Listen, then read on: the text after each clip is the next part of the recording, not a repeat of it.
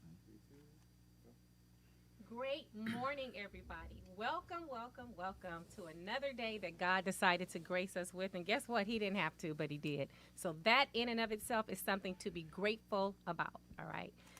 I know times are hard, economy is crap, and leadership is not at its finest, but we still have to continue to rely on our faith, trust in our God, and press forward. I always tell people press play and keep going. All right. So today, I'm very fortunate to have a very special guest, two very special guests. One of them you guys know already. So I have Mr. Manny Vega, who is joining us today. Yay! And he is a guy with several stories. And then we also have our infamous, great, dynamic, so happy to have him back in the city, Mr. Anthony Wanzer. Thank you. Thank you. Thank you for that wonderful warm welcome. I appreciate that. You are welcome. You know I love you. That's my birthday twin, if y'all don't know. And I take pride in it. I mean, I'm several years older, but still, we share that bond. So, all right. So, Wanzer, how was your trip with your baby girl? She's so pretty and smart. It's a long trip when I go. It's very exhausting. Yeah. But it was good. Yeah. It was good. Yeah. It was good. Yeah. She's growing even in just the time that I've been knowing you. So, She's getting tall. yeah. She was playing Disappearing. We saw her ponytail, but she. Did you see that video, Nick? No, but my dad talked about it on there. Yes, it was Yeah. the cutest thing. So. Yeah, so she's learning how to disappear. She holds the blanket up. She stands on the other side of like a sofa like that. She holds the blanket up and then she drops it and ducks down, but she doesn't duck down far enough. Right. So when she drops it, you still see her. All right. And she says, "Where am I, Daddy? I don't know." Anyhow. That's awesome. Yes, beautiful baby. And so, Mr. Manny, welcome. Welcome thank to you. Rollout Digital. We are so happy to have you Thank here. you for having me. I'm excited. Yes. Okay. And, you know, you're never a stranger. Once you come and sit on that couch, you're always welcome to be here. We want you to Great. No, feel I that appreciate it. welcome. You're welcome. So why don't you tell the people something about yourself? It is Men's Mental Health Awareness Month for those of you who don't quite know. Absolutely. So- Absolutely. No, Manny Vega. I live in Oxnard, California. I grew up in Oxnard, California. So been there most of my life, other than the time I spent in the military. Okay. Um, What branch? I served in the Marine Corps for 9 years. Okay. And then I did about 4 years in the Naval Reserve. Well, thank you for serving our country. It was just Veterans Day, but to me, every day, you all should be saluted and just given much more respect than what we see is given, because you put your lives on the lines for us, for those of us who can't or don't want to. That would be me. Or, I'm able to sleep knowing that the country is going to be well protected. So thank you. Yeah, no, absolutely, absolutely. And that's a little bit of the topic that we're talking about. Okay. I known Anthony for a while now, and, back in 2018, my son Patrick, who was 21 at the time, joined the Marine Corps and passed away in the Marine Corps. Sorry to hear that. And so, just been going through just that entire emotional just change of life. Yeah. Was And he 18 when he enlisted? 21. 21. Yeah. He waited till we told him, go to school, get an education, Sure. get ahead a little bit. Yeah. Go Make in sure- at a higher rank, higher Y- pay. Boy, you sound like my wife. Exactly. Don't be what enlisted. Yeah, don't be enlisted. Yeah. I joined the Marine Corps when I was 17. Okay. But my reasons for joining the Marine Corps were completely different than his. Sure. By the time I was 16, I had survived 3 drive-by shootings. I grew up as a gang member in Oxnard. Okay. And, stealing cars, graffitiing. I wouldn't say rob people, but doing bad things, I guess. Sure. But it was weird because that's all I knew. Yeah. But the other, that was part of what I knew, I should say. And then the other half that I knew was going to church. My dad came here to the States as a field worker Okay. back in the 50s. Mhm. So when I say the church, Catholic church. So, I knew the church, then I knew all the homies outside the church. Right. And so I kind of lived in that world, which Sure. was really unusual. Yeah. Yeah. Yeah. But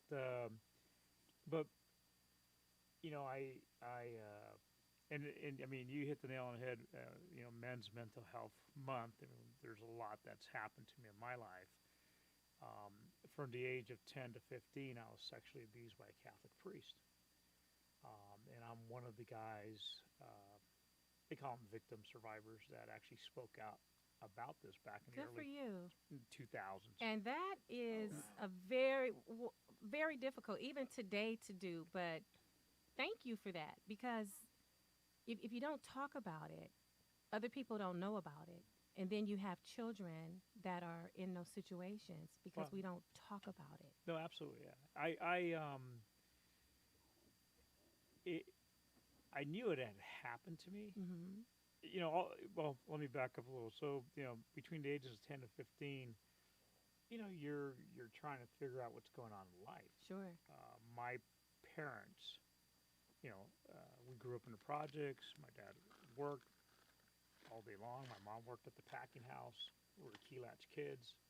There was the world going on outside that Right. my brother and I were kind of influenced by that, but at the same time, hey, go to church, hang out, be Yeah. safe there. Yeah. And so that's what we did. And my parents started going through some marital problems. Mm-hmm. And I didn't understand it at that age. Who Sure. does? Which Right. kid does? Right. Other than mom and dad are screaming at each other or drinking. And then somewhere along the line, this priest comes in, young guy, and he befriends us. And when I say us, all the young boys that were altar boys helping at the church. As your parents are going through the divorce. As they're going through this whole, they never got. Or- They're still married. Oh. But they never. But they were going through their separation and domestic violence and drinking and all that stuff. And eventually, that's where this priest befriends me, and he starts finding that weak Yeah. spot. Mm-hmm. The vulnerability, taking Yeah. advantage. And yeah. starts the grooming process. And I had obviously as a kid, you Yeah. have no clue. No. And so that happened, but it was also happening to the other friends of mine, the other Sure. altar boys. Mm-hmm. And there was times that we would spend the night at the church in the back, what they call the sacristy, Okay. and we'd have like a sleepover or whatever, and a bunch of boys. Back in the days, it was called lucha libres or wrestling, right? Okay. Lucia. Lucha libres or mil máscaras. I don't know if you ever heard of that guy with the mask and all that. Oh yeah, I remember. And so him. we'd bring our mask and we'd, start wrestling. And next thing you know, like, well, hey, do it like the real wrestlers, get down to your underwear. And so we get in our underwear, and the next thing you know, let's do it like the Romans did. Let's get, completely naked. Right. And then we're wrestling with this priest, naked. And excuse my language, with crab assing and everything else. But you don't, at the time, it wasn't abnormal. It was kind of the norm because Yeah. nobody had told us that it was Sure. not Right. normal. Absolutely. And then from there, you could see some of the guys that didn't want to get touched, and some of the other guys kind of went along with it. Yeah. Unfortunately, I went along with it. And from there, it led to, when you talk about sexual abuse, don't throw the blanket of just the word sexual abuse. Right. Let's talk about, digital penetration, masturbation, oral copulation. Yes. You name it, it happened to me. Yes. And it took me a long time to come to grips with that. But one of the things that brought me to that level is having children. And, you're talking about, your daughter going, you're visiting her. And, once, you could have nieces and nephews and friends with kids. But once you have your baby in your hands, you see how vulnerable they are. Yeah. That's where it started kicking into me. Yeah. Yeah. Had you received any type of therapy or counseling as a result of that? For my sexual abuse and everything I went through with that, I think just me being outspoken. Okay. I think talking to you, Yeah, you guys, absolutely. everybody, I think that's huge because, I knew it had happened to me. Mm-hmm. I never spoke about it. And in fact, a little bit more about me is that after I got out of the Marine Corps, after 9 years in the Marine Corps, the Marine Corps, I was a scout sniper. Okay. Highly decorated, been there, done that, and a Wow. lot of that. Wow. Okay. But when I got out of the Marine Corps, just by pure luck, I ended up testing for LAPD and got picked up by LAPD and became a police officer with LAPD. Wow. As I was going through the academy, there was a point where they're talking about, hey, this is what domestic violence is. Hey, this is what sexual abuse is. This is what rape is. This is what child molestation. And they're showing you graphic stuff. And that's, I think, the first time it hit me hard. Yeah. And I was in class, and I kind of wanted to raise my hand up and say, hey, I think that happened to me. Yeah. I knew it happened to me, but I wanted to say something. That was the first time that I really wanted to say something, because it was presented to me like shit, there it is in my face. Right. And so I kind of kept my mouth shut, didn't say anything. And maybe it's that whole machismo thing, and being a Marine, and now here I am going to become a police officer. So it's kind of being a man, I guess. The macho thing. The macho thing, yeah. Yeah. Absolutely. Yeah. And so it wasn't until about this time of year, Thanksgiving-ish, I was already married. I believe it, we had Thanksgiving dinner. We were sitting down. After dinner, I was talking with my mother-in-law. At this point, I was already a police officer. And I don't know what was going back. We were just talking, just a little conversation. And then my mother-in-law says, well, I was sexually abused by my stepdad. Wow. And I remember my two sisters. And she started talking to me. I didn't ask her. She just boom, here it is. Wow. And as I was listening to her, how easy it was for her to say these words, not embarrassed, look at me straight in the face. We're sitting there just like we are here. Right. And it just flowed. Yeah. And that's when I finally told her, I go, well, the reason I really don't like going to Mass on Sundays is because I was sexually abused by a priest. She goes, oh, okay. And she sat there, and that was the first person I ever told, my mother-in-law. Wow. Yeah.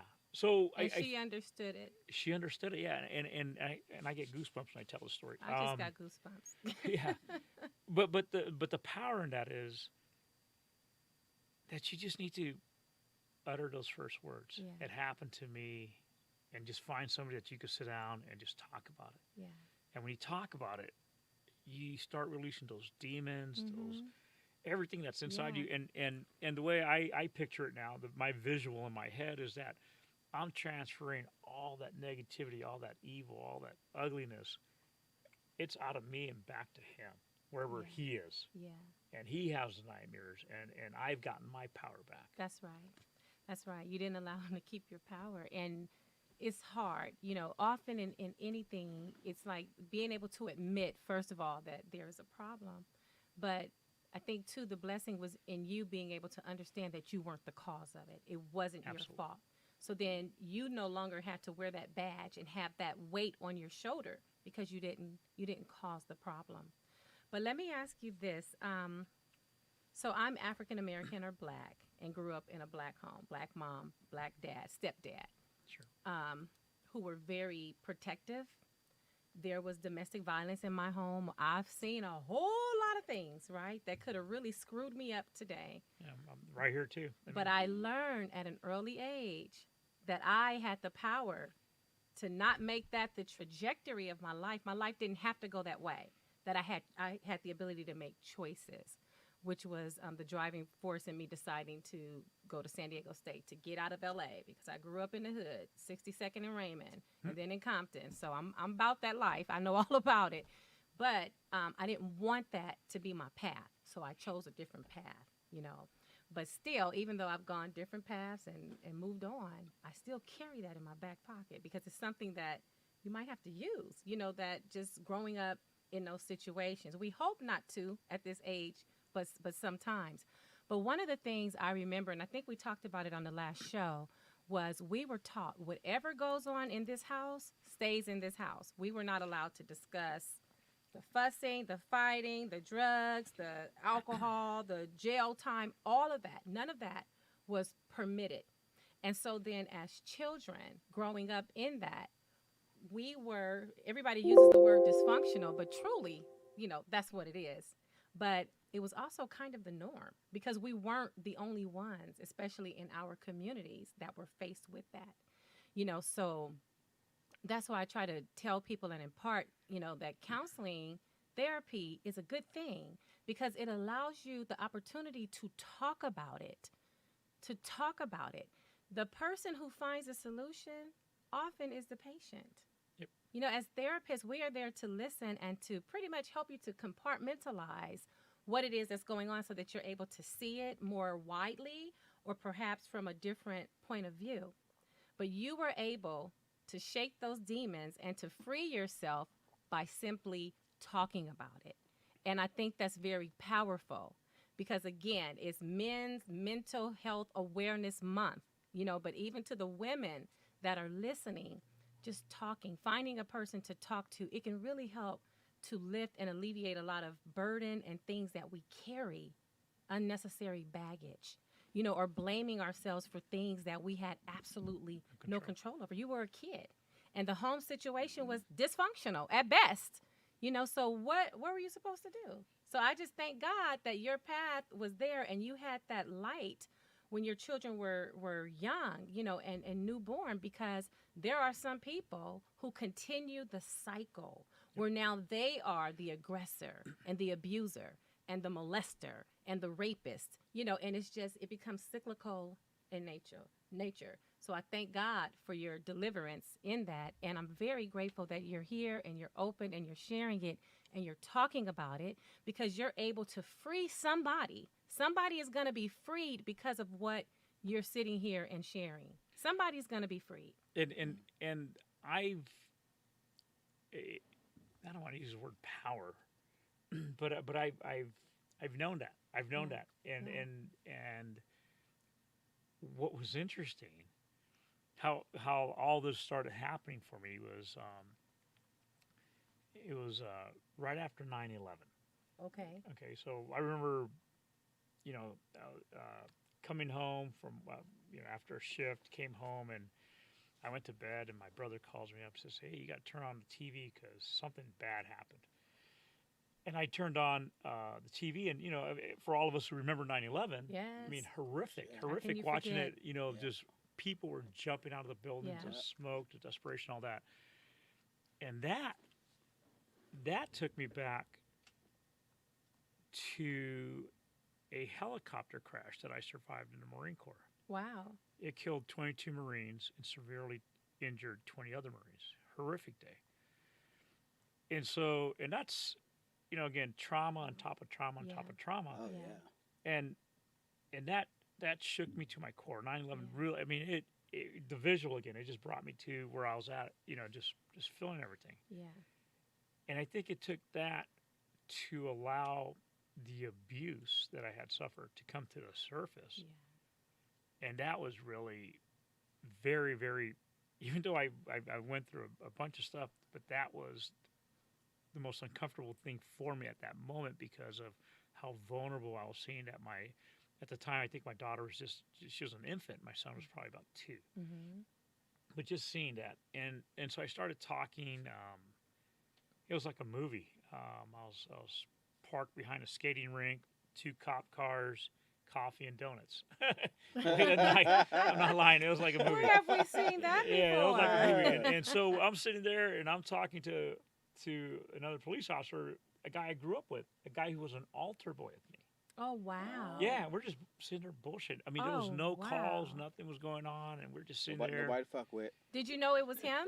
No, I mean, yeah. Well, no, we both knew we met up. Oh, and we were okay. talking. Okay. We were Excuse just me, talking, it's a behind a different show. skating rink, and no big deal. I mean, nothing was going on that night in the city. Be And yourself. as we were chatting, he asked me a question, and I don't know why, but out of my mouth came, "Hey," and the priest who abuses, his name is Fidencio Silva. I said, "Hey, that Father Silva abuse you?" It just came out of my mouth. Mm-hmm.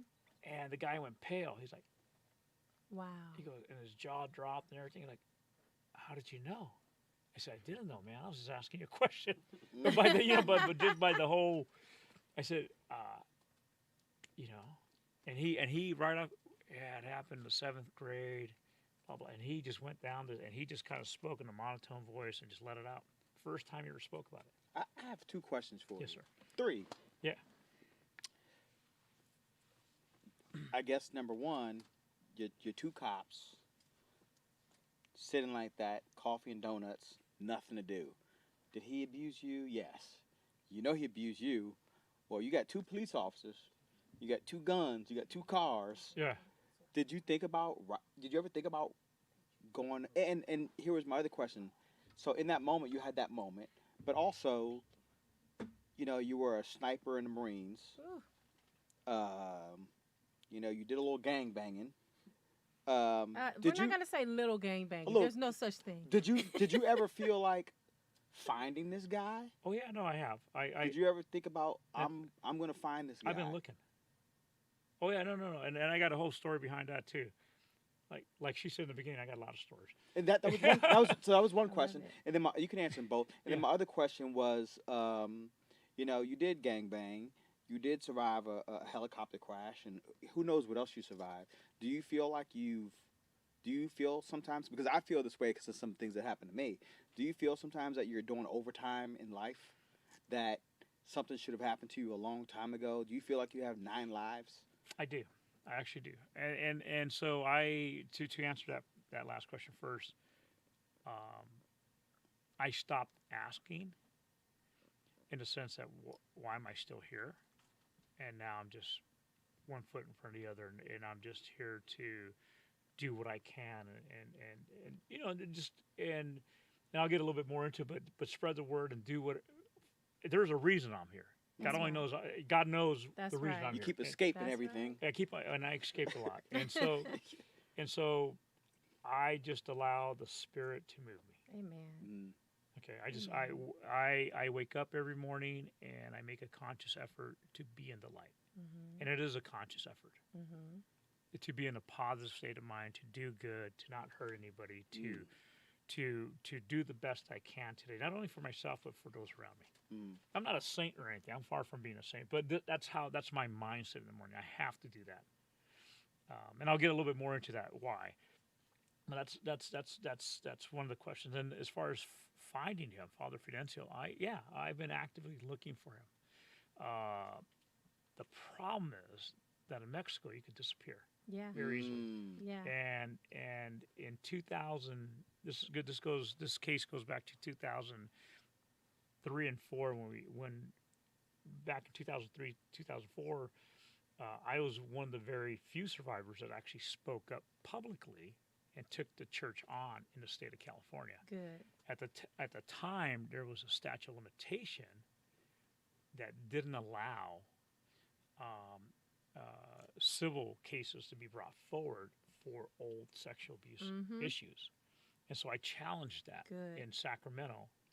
And that was a whole nother story. I had no clue what I was doing, but guess what? I had some good people behind me, and we actually changed that statute of limitation. Good. So if you remember back in 2003, 2004, all the way up to 2008, the Catholic Church in the state of California was getting whooped. Yeah. And I became one of the lead plaintiffs against the LA Archdiocese. There's over 550 cases that were brought forward, and so that was a huge push forward. And so, again, it all stems from me talking to my mother-in-law, just telling me her story. Mm. That's how powerful that is. Yeah. It just takes that. Right. And so that led into, and I remember back when we were in the fight trying to get, this civil case going forward, because I always understood that at the time there was a criminal statute that would allow you to take something that happened several years, bring it forward to today's standards, and prosecute the person, right? But what happened was the church had their lobbyists, and they were able to do away with that criminal statute in the California Penal Book. Mm-hmm. And so being able to put the priest in jail for old crimes, that went away, but we still had the civil side of it. That's some bull. Oh no, it is. It is That's just incredible. It is incredible. Church is powerful. Oh, The churches are. there. It's in every nook and cranny. I mean, Yeah. and I'm still Catholic. Mm-hmm. Yeah.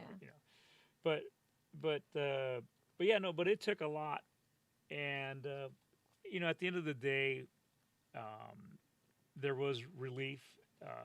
Victims did get compensated. Attorneys got really good compensation. Yeah. 'Cause, that's why I guess Really. that's why you become an attorney, right? Mhm. Shit. But anyways, at the end of the day, I remember there was a news report that said that the church in Rome was saying, no, this is a California problem. This is a United States problem. But now you look worldwide, It's it, all Everywhere. over. it has an Yeah. effect worldwide. And just recently, the Yeah. Pope talked about, he spoke about the church's guilt with Native Americans in Canada. And bearing, Native American children, and something was going on, but I Yeah. can't remember the story. But that's how the impact that it's had. I'm not saying I'm the cause of that. I'm one of the people Oh, you. to affect that type of cause. Hey, all you need is Oh, one cool. to And get it that's all you need. started. Yeah. To make an impact and to make Yeah. a difference. And you probably don't think like this because you don't see yourself as a hero, but I do, because I know that many people were saved from having to have that same experience because of you and people like you that decided to stand up.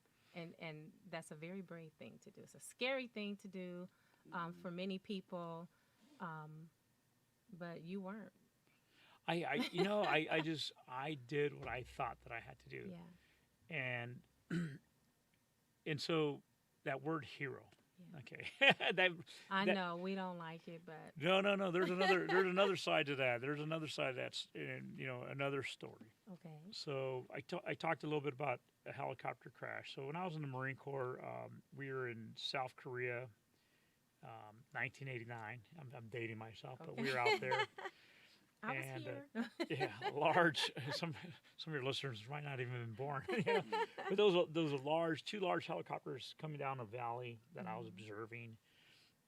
We were doing war games out in South Korea in March, and one of these large helicopters was carrying about 40 plus Marines. Just slammed into a rice paddy. Boom! Wow. And I saw it, and I was close enough to it, like, oh, and I ran to it. As I ran to it, it was just all crumpled, and so I went into what was the front. I didn't know. I didn't realize it. I realized now because I looked at pictures, but I ran into the front of the fuselage, and there was bodies everywhere. Wow. And I started, pulling people out. While I was in there pulling some of these Marines out, the helicopter exploded. Oh my Boom! God. Blew me out. I caught on fire. I got shrapnel in the head. I crawled back in there because now these guys were on fire, and you could hear them screaming. Screaming. Yeah. Mm. And I went in there, and I was trying to take out as many guys as I could, and very horrific day.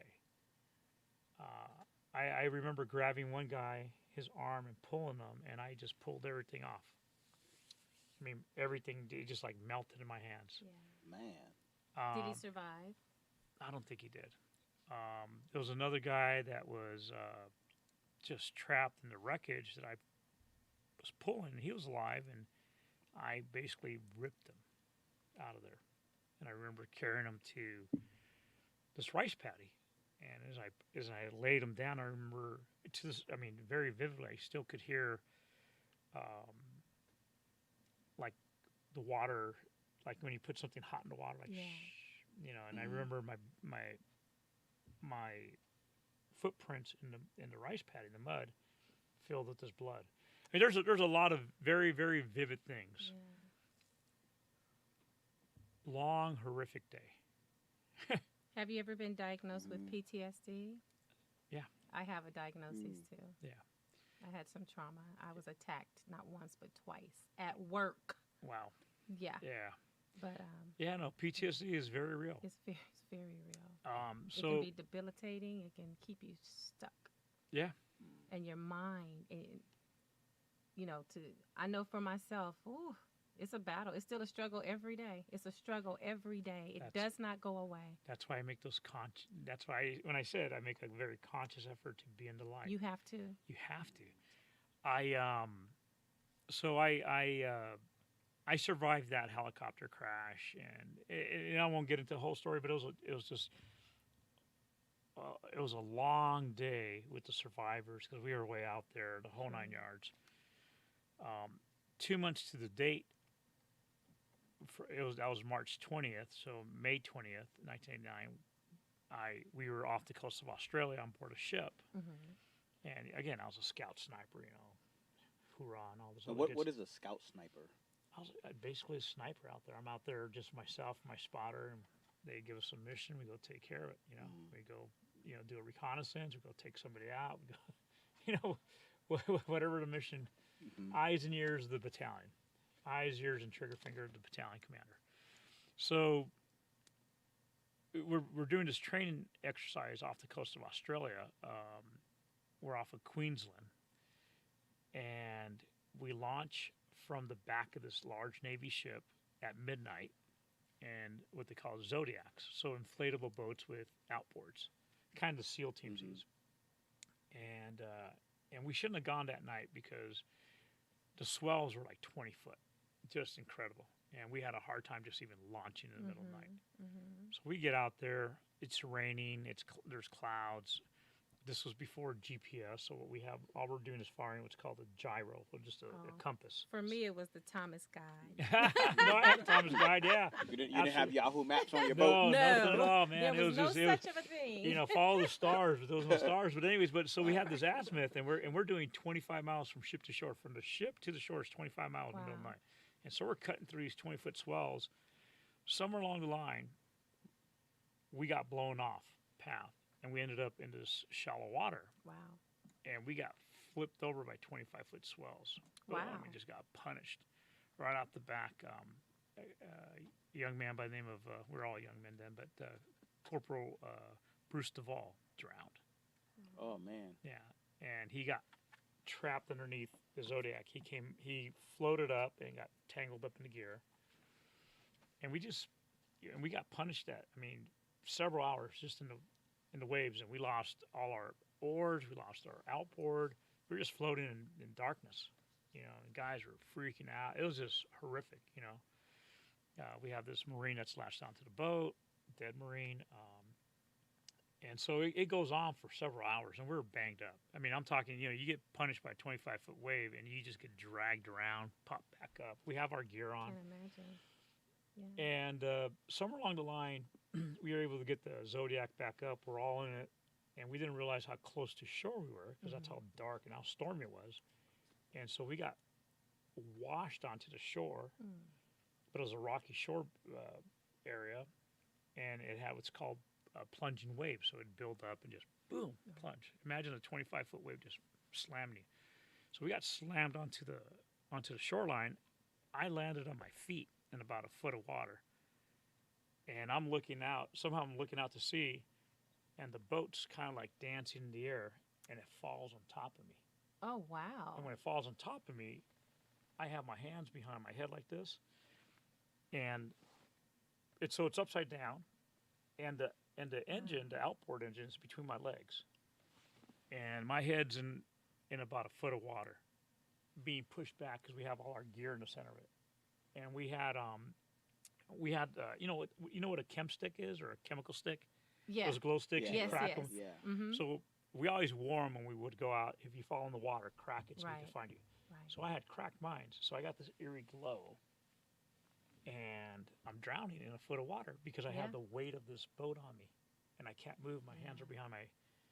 And so a wave would come, take out the air, and I start inhaling water. Mm-hmm. Just the sensation of drowning was horrific, Yeah. and I'm trying to scream and I can't. It's just pure Like a panic. nightmare. Yeah. I'm trying to get my arm down, but I can't get my arm down just because of the weight of it. Another wave would come and put air, and I could breathe, but panic, and I just couldn't move. And I don't know how long this went on, but eventually I was able to force this arm down. I think I ripped something when I did that, because to this day it still hurts. Mm-hmm. I got to my knife, and I started trying to cut whatever was holding my other arm. Sure. Well, I ruptured the fuel bladder for the outboard engine, and so I took all the fuel into my mouth, into my mouth, my nose, my eyes, and I felt it burning. One thing after another. Yeah, and I Yeah. no, it was Oh my God! it was horrific, and I was screaming, and I was just trying, everything, and I was trying to just like, I got to get out of here, and I'm fighting, and Wow. there comes a point where this wave picks up the weight of the boat off me, and I start moving. As I start moving over, I'm finally able to get this arm down and moving. The outboard comes and it just hits me square in the face.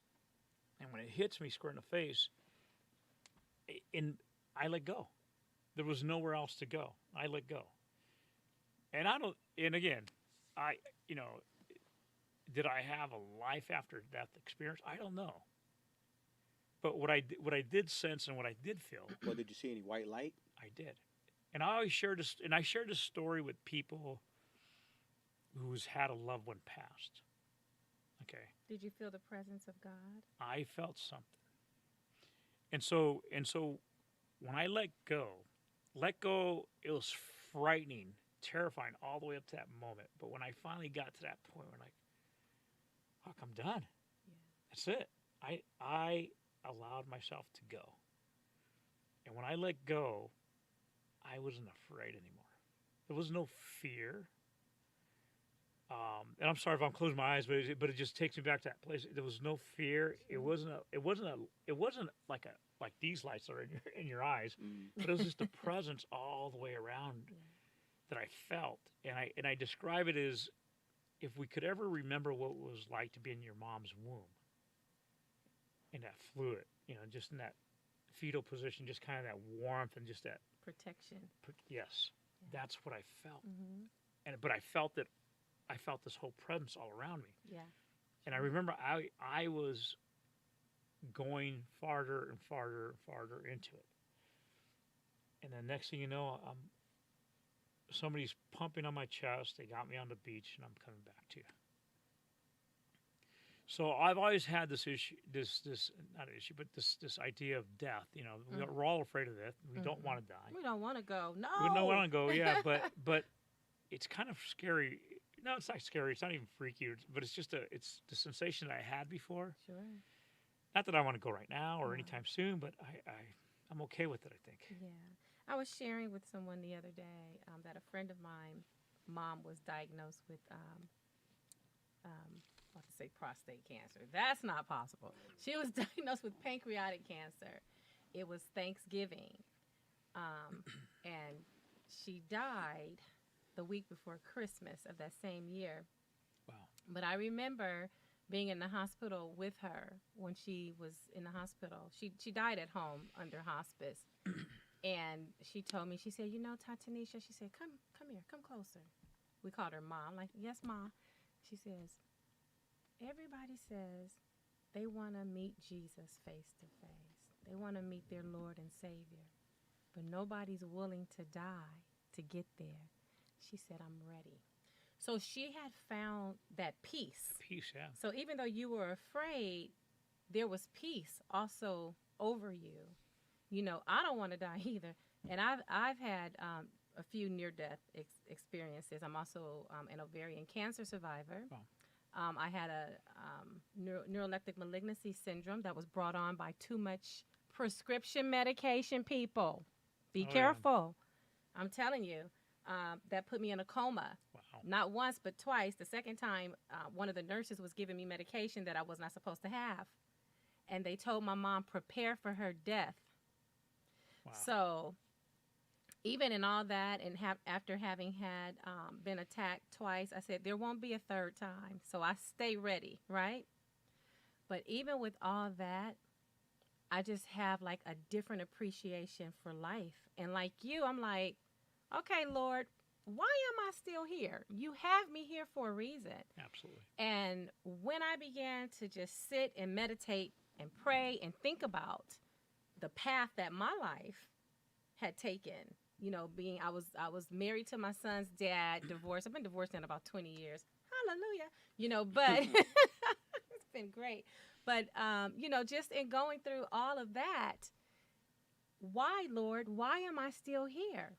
And that's when I began to understand the purpose and the calling that he had on my life. And so when I began to understand that, I've been able to step into my greatness and to be able to truly help other people, because it's a gift. Everybody can talk. Hey, Dana, you want to come on inside? We have a special guest, Miss Dana Dane, in the building. Dana. Hey, Dana. Can I sneak a question in? Of course. Do you feel like your purpose is to be attacked 3 times at work? Because you got attacked twice at work. I got One attacked. more time. You know what? It was No, sending but- anybody over the top. No, So don't get it twisted. I'm real fragile. Well, Okay. I am curious though, because he Sure. said he said what happened to him, but when you say Yes. you were attacked at work Yes. twice, I'm like, were you a postal worker attacked by dogs? Like, no. like how I do you was get attacked at work twice? Okay. What did you do to get it? Where did you work? You better rephrase that question. No, Because guess not what? what did you Jump do? over this No, desk, not what did Wanzer. you do. Where was your place of employment? Place that, of employment. that you would get was- attacked twice at Sure. work. Place of employment. I have cases against them, so I'm gonna be very careful in how Okay. I say this. A major school district Oh, within okay, California, Okay, gotcha. Mm-hmm. at one of the high schools, Yeah, them kids. there was a student Yeah. who was not to be on campus past 3:18 p.m. Mm-hmm. So when my attack happened at 4:30 p.m., and the killer part was this student had told his one-on-one that he was going to either attack me or the assistant principal. Jeez. Now, when I went to work, I was always cute. I was rocking my high heels, my boots, always dressed, suited and booted. And I had a relationship with this kid. You call him a kid, but he's about 200 pounds. I'll just say from a country in Africa. So I tell people that's a different type of ass beating that I got. That's a little different. So when you say a relationship, you mean like you knew him? I knew him. Yeah, I serviced him. Yeah. I gave him counseling services on a regular basis. I had a rapport and a relationship with this young man. He snapped. He snapped. He truly had some mental health issues that his parents refused to see and to treat. And what I found out was that same morning, this was in April of 2016, that same morning, he had attacked his mom with one of those metal cups from, the coffee cups that McDonald's will give you. Yeah, like a shake Attacked cup. her with one of those cups. Right. And she just brings him on to school like nothing happened. Wow. So no, that makes a lot of sense. Like the schools, they've got some kids that are just out of control. So let me Yeah. tell you the second time. I went off work for a year, returned April 2017. Different site, same district, different site. It was more like a center. So you have the older ones there. Now, for in the school systems, your children, if they have an IEP or if they're in special ed, they can stay in school by law until they're 21 and a half, but they can actually stay Wow. until their 22nd birthday. That's a lot. That's a super So, senior. I said all that to tell you that this super senior that I'd never seen before. Grown ass man. I was a grown-ass man. Yeah, 20, 21, 22 years old. I was on campus Monday, Tuesday, Wednesday, Thursday, Friday. Then we had a week off for spring break. Okay? I returned. No, I'm sorry. I went one day, spring break. I returned Monday, Tuesday, Wednesday, Thursday, Friday, just before the close of school Friday. Now, remember, I suffered PTSD, so I have a whole plan on how I'm servicing students. We're not going to be in the office like that. We're going to be outside where it's open because I might do something to you. You know, PTSD is a real thing. So I'm outside, out of the blue. This 21-and-a-half-year-old man Grown comes man. and bam, to the back of my head, right here. Wow. Out the blue. I didn't even see him coming. Wow. Remember, we're outside in the open, so I'm constantly checking. And by the time he got to me, Too late. yeah, your body, you tense up. There's some things you go through emotionally with your endorphins and norepinephrines and the dopamine and all of the receptors in our body, fight or flight, all of those things. So I'm thinking flight, trying to get away, and It's on. man. Yeah. So both of those situations are very devastating. So which is why, if you ever think about coming for me, you might want to think twice. It sounds like you worked at a prison. It does, doesn't it? Yeah, I That's the mean, school system. A school? That That- sounds like a prison. That's the school system. Wow. And But you know what? But there's a lot of good kids, man. there are in, a few. Just not at Fair East Side High. I mean, I had a choice. My kids were growing up. I am a product of Catholic schools, Sure. and look what happened to me. I got sexually abused. Yeah. Okay, my wife, she's a product of Catholic schools, all the way up to Loyola Marymount. Mm-hmm. But we made a conscious choice that our kids were going to go to public school. Mm-hmm. But the key is, parent involvement. Absolutely. It starts at home. And, It 100%. starts at home. and we had It the does. kids had the greatest time. We met some wonderful teachers. We were involved, but it's just you got to be involved. Mm-hmm. You know, and times have changed. You know, I'm a product of LA Unified School District. I went Budlong, John Muir, and Washington. Had a great, especially my high school, great teachers, amazing teachers. And some of these teachers are probably just now retiring because they would stay. But what's happened or what's happening, we're not holding parents as accountable as they should be for their children. Oh, absolutely. And so, and then you have and I'll tell you something else, the influx of migrant children. And when I say that, I'm talking about foster kids that are living here in this region one day and then tomorrow they're in a different region. They're There's- all jacked up. there's Very no little normalcy. stability. There's nothing. Hmm? There's nothing normal in There's that. nothing normal about that. But these are the kids, you know, and I love them. They love me, Sure. you know, except for those two. Love to hit you. Yeah. Yeah. but, and but, yeah. but you know, but again, our choice was, and I would tell this to the wife, my wife. I would say, you know, hey, my kids need to know conflict resolution. Absolutely. They need to figure out who friend and foe is, and they need to see what's going on. Mm-hmm. Because if you shelter somebody, I mean, there's good about being sheltered to a point, but if you shelter somebody way too long, They're not street smart. oh, stand by, Yeah. man, Yeah. stand by. Because I mean, as soon as you step out this door, you know, beautiful neighborhood and everything, but there's predators out there, Uh-huh. and you just got to be keen to that stuff. And you know what?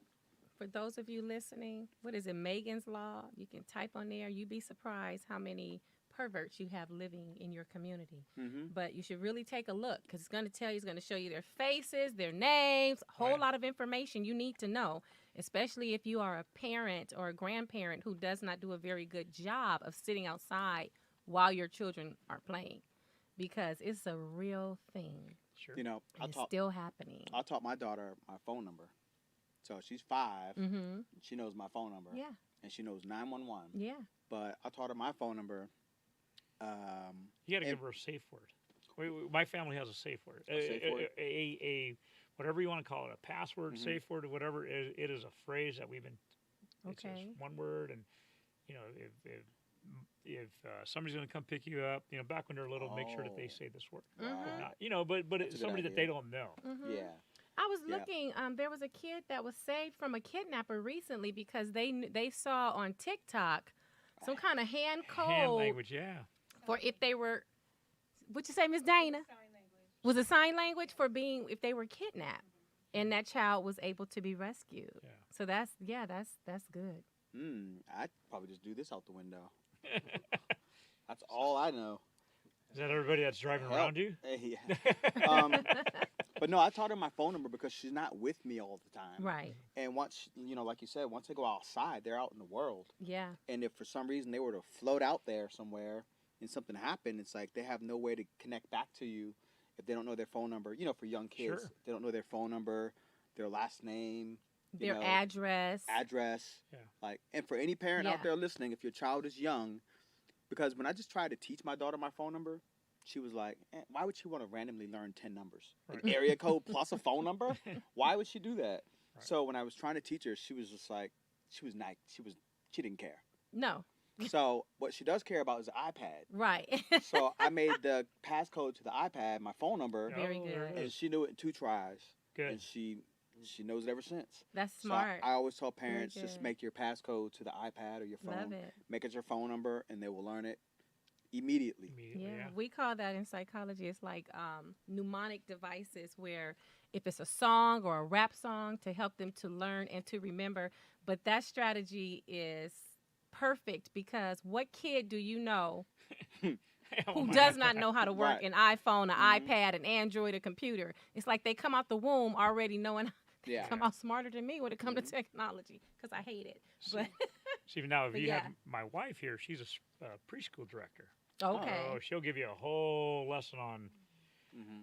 we're going the wrong way with all that. Yeah. And what she has discovered, she's been in it now for over 22 years now as a director of preschool, early childhood development, Okay. to specialize in that.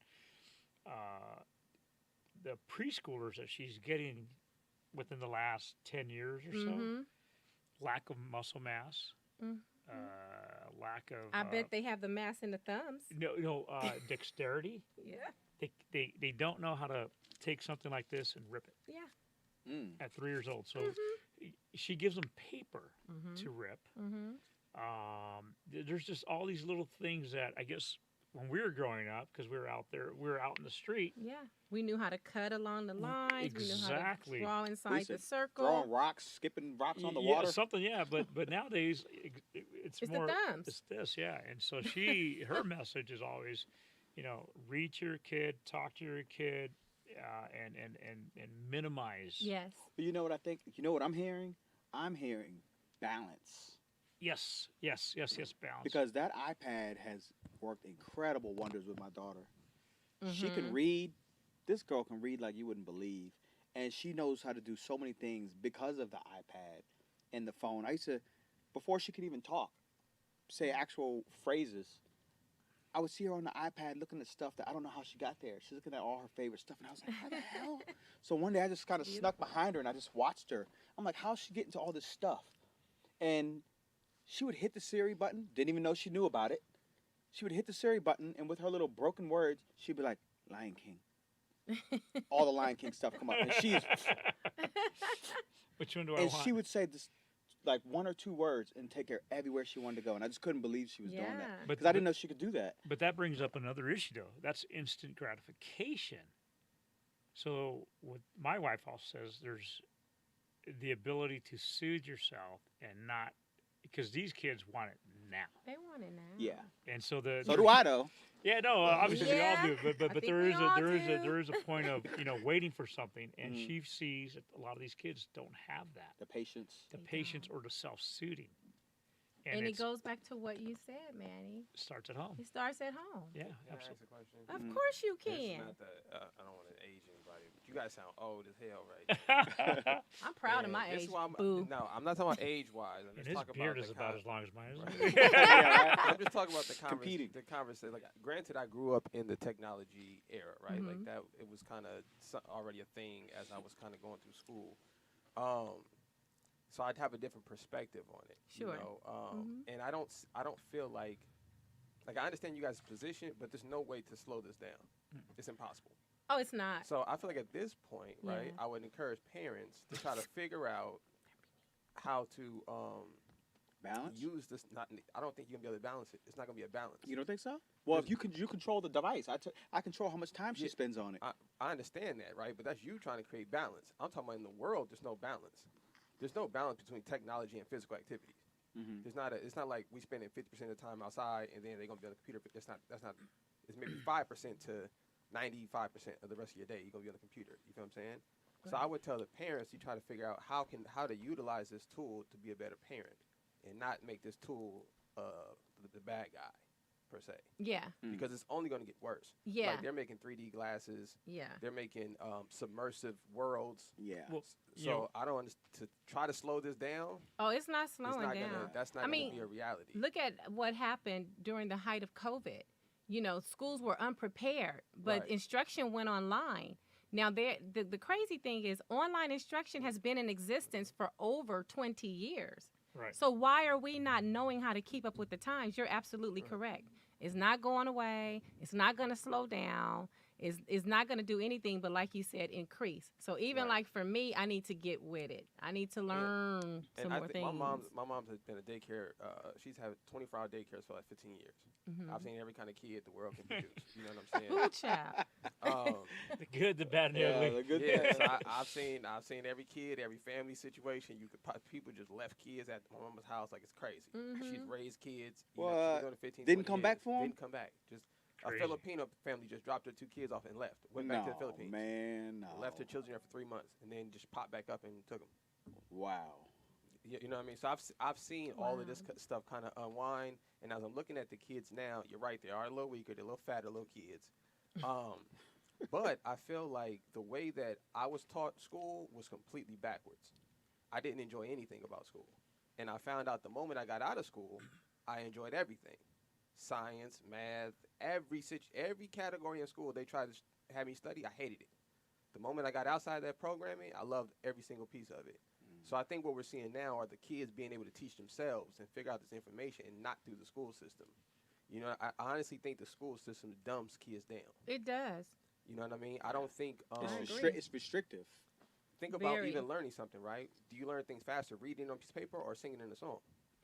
But if we look at history, all of our ancestors sang songs to kids to That's pass right. along Sure. history, and they drew pictures. Oral history. Right. So I think they were on to something. You're not gonna forget a song. Right, that stuff sticks in your brain Mnemonic. and works a little faster Mhm. than, you know, writing something down on a piece of paper and sitting in a room with a book and somebody trying to tell you, learn this. But you got to make sure the story's right, But told right. You know, that's And don't that's you- the thing. Don't That's the thing, because they're trying to rewrite history in these history books in the schools. You got parents, you better pay attention.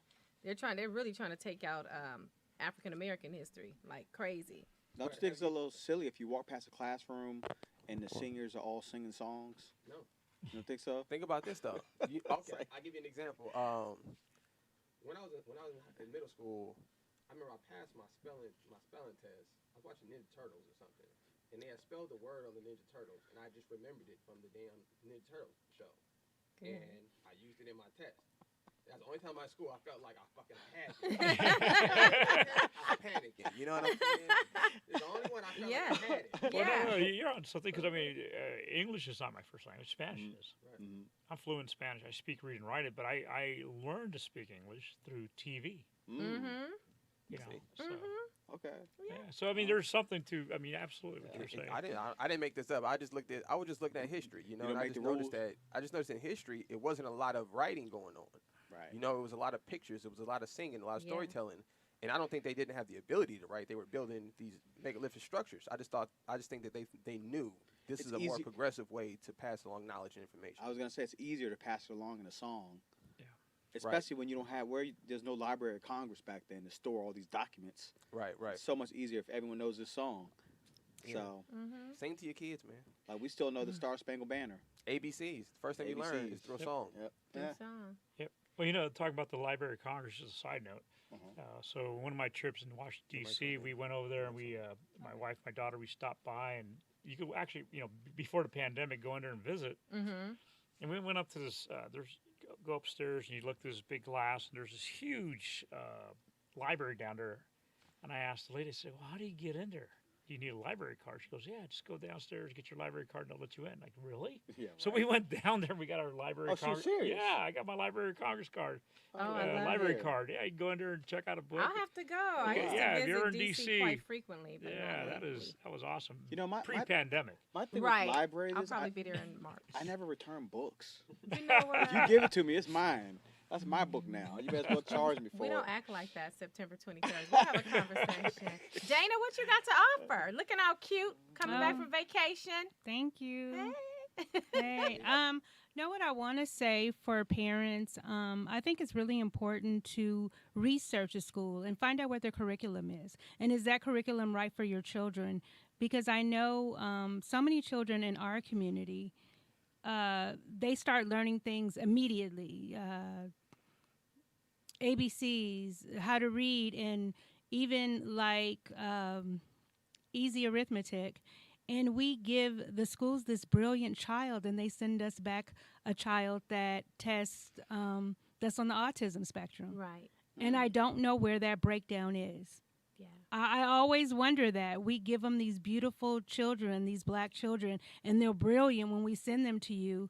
And when you send them back to us, you're talking about they have behavioral issues or they can't learn or they're, we want to test them for autism. And I always wonder where that breakdown is. Well, I can. Oh, I'm sorry. Well, I was gonna say, knowing this from my mom, I'm dealing with this. The school gets money for that. Programs. Yeah, each kid. And that they parents list as, do too in many Yeah. situations. Well, Yeah, I didn't know about the I parents, know. but I do know that the Absolutely. schools for sure get paid for Absolutely. each child that is listed as autistic or Right. whatever.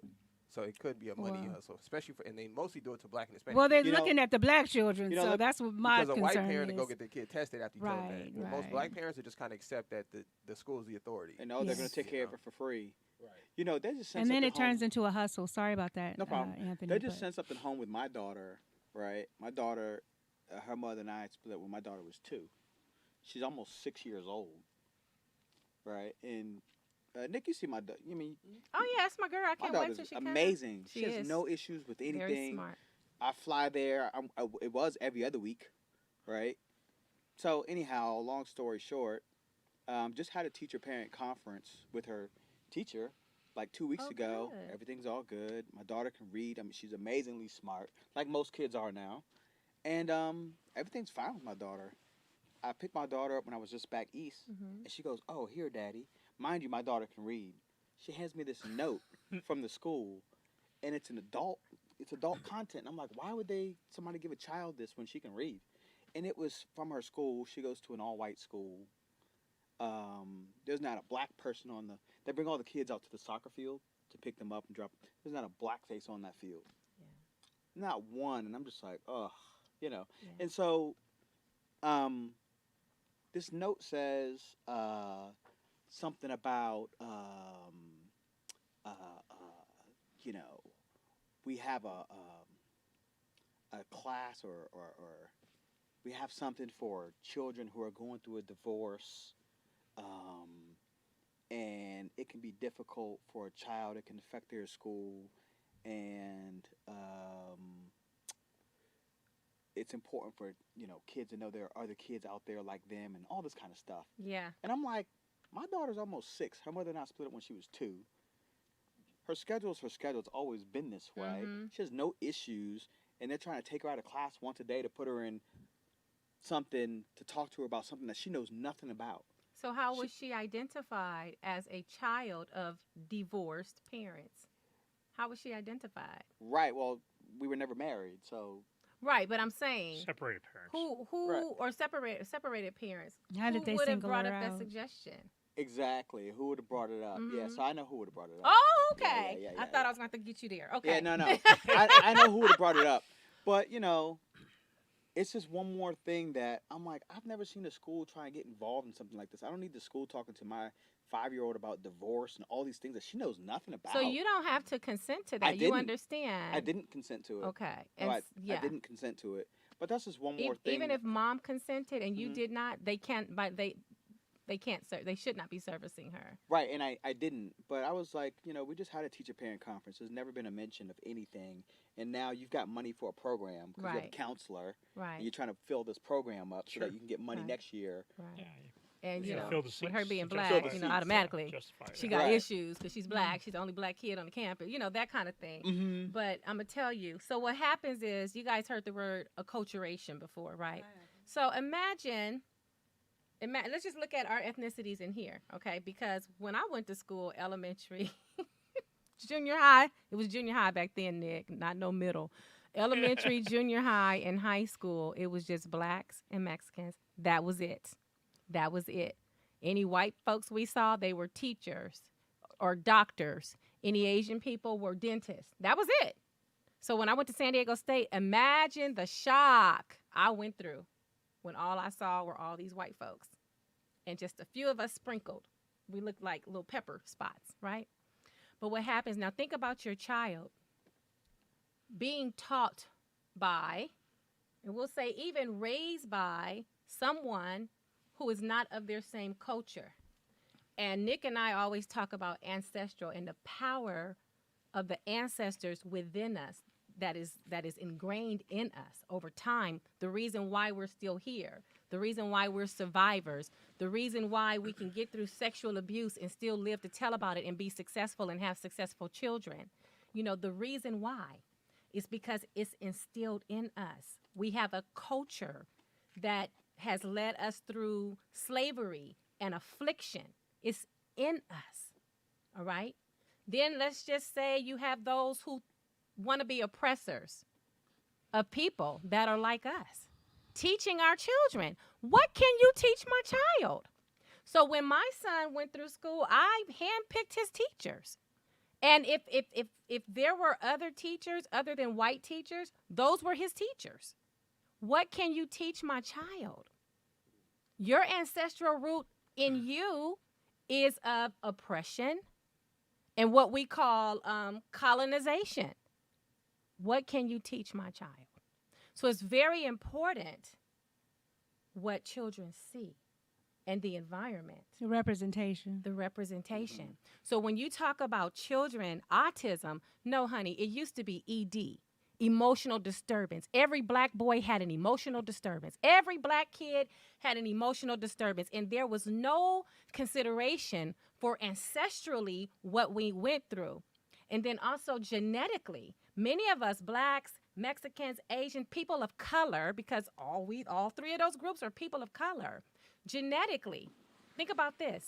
You don't break down everything.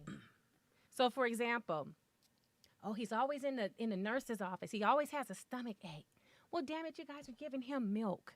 You're giving him whole milk, and he's lactose intolerant. That's like 98% of black folks.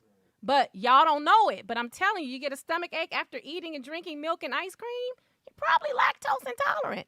Many of us do not possess naturally lactase, which is the enzyme to break down lactose. So it's going to be a result in a headache or a bellyache. And so then what happens when we give these psychological surveys, it comes out somatization, that the kid is like always sick and always. And so then that's when they begin to get categorized. What about that extra energy they have? Everybody got ADD up in here? No. Ancestrally, there is an energy that we have because of the melanin of our skin. Doesn't mean I have attention deficits. Doesn't mean I have emotional disturbances, but that's what was happening to these kids. Now, the whole thing with autism, you have more white families who want their kids identified as autism, and it started with SAT prep. They get longer time on the SAT. So now they have a better chance of going to the college, the Ivy League or whatever college that the parents want for the kids. So this stuff has been going on. I have They something get to longer add to time that. on the. No, but on you the- get to pick your classes first. You pick too. your, it's all kind of Oh, yeah, 'cause you get privileges. there early. It's privileges tied into Oh, I it. didn't know that. There's money. You guys know where that test came from? Or all the tests that I know where it came Well, I know from. they're from the College Board, but I know All the tests they're that are- all biased. Yeah, all the tests that are used to qualify, even the IQ test, they're all go back to the Nazis. Mm-hmm. So all of that goes back to that era, and Yep. that's how they came up with all these different tests to Yeah. figure out if you was. Is that Yeah. what is it called? MMPPI? MMPI, the heard of Minnesota that. Multiphasic Inventory. Oh, my That's God. about 600 questions. I took that when I first started with LAPD. I took that whole question, and Mm-hmm. by the time I was done with it, I was hearing voices. 600 I was seeing questions. people Yeah. out there, like, holy And you don't even smoke. need all that. There's 600 shorter questions? Yeah, batteries. it is yeah, it's crazy. about 600. I mean, I was making patterns with the little dots. No, I'm Yeah. just kidding. I would honestly Happy think that faces. you could have a conversation with somebody. A conversation. Let me have a 2-hour conversation with you, and then I'll be like, okay, yes or no. Well, you can only build so much for a conversation, but if I got to pull out a protocol and give you a protocol and sit there to get a test, that's going to take you 3 hours to complete. Yeah, And crazy. it's inherently biased because Absolutely. some of the questions, I'll give an example, could be when do you eat a banana? When it's brown, when it's green, or when it's yellow? Well, what if in your culture you eat it when it's brown? Oh. So you're going to get that answer wrong, even though it's multiple choice, because the answer may be yellow or green. And Plantain now fried bananas, you're plantains. absolute. There you go. Or plantains, right? Those are Now good. what I about need this? it to be this color when I eat This it. is another one, IQ test, and I'll tell you about IQ test. So I've been a school psychologist for about 25 years. So IQ test, when you go home, what do you sit on? And let's just say there's two choices, a sofa or a couch. My butt. We sit on the couch. I'm about to lay on the couch. Yeah, we're right? Californians I are would've we're said the couch toilet. people. We're couch people. So, but because I don't pick sofa, if I go against the grain of what the majority of Caucasians would say, I'm retarded. And that's how these tests would come up. You got the Stanford, but there's a lot of them. So now when I give IQ tests, it gives the person taking it that's not from that culture, wherever the test came from, it gives them a disadvantage. absolutely. And so what And it happens? gives the others an advantage what they will need to Yeah. compete. We all can be on a level playing field. But Like I don't care what test you give, all right? When you talk about tests, the validity and reliability has to be so. But what you got to understand, parents, who is it reliable for? Who is it valid for? Who did they test it on the most? It's always going to be Caucasians more. And it'll be Caucasians, and it'll be black folks, and it'll be Mexican folks, and it'll be Asian folks, and all the rest of you are just other. whatever that means. So those are the things that are important when you go into these meetings and people are saying things about your children. You need to understand it. If you have a question, 818-914-4087. That's what I'm here for. 25 years of experience, school psychology and clinical psychology. And it's a real thing, but these are the things and the labels that they assign to our children. Because guess what? Miss Lily didn't grow up in the hood, so she doesn't understand that little Johnny has a burst of energy, but that doesn't mean he's ED. And she got an emergency credential when her There other you go. job didn't work out. There So you she go. thought I'd go into teaching and it'd be Yeah. a little bit easier, and I have a steady income and I have summers off. Yeah, that's exactly what it is. And it's unfortunate, but it's a real thing. And it has not changed. And if you guys are not up on it, you better. The other thing is dyslexia. Now, everybody is dyslexic. You don't know how to read, so you're dyslexic. But dyslexia has nothing to do with reading. Dyslexia is a phonological processing disorder. So when people come in and people try to skip the system. It's like, well, I'm not going to teach him how to read. I'm not going to teach her how to say this because I want to get that check. Some disabilities have checks assigned, SSI assigned It's become to a them. hustle. It's Yeah, become it's a hustle. It's a hustle.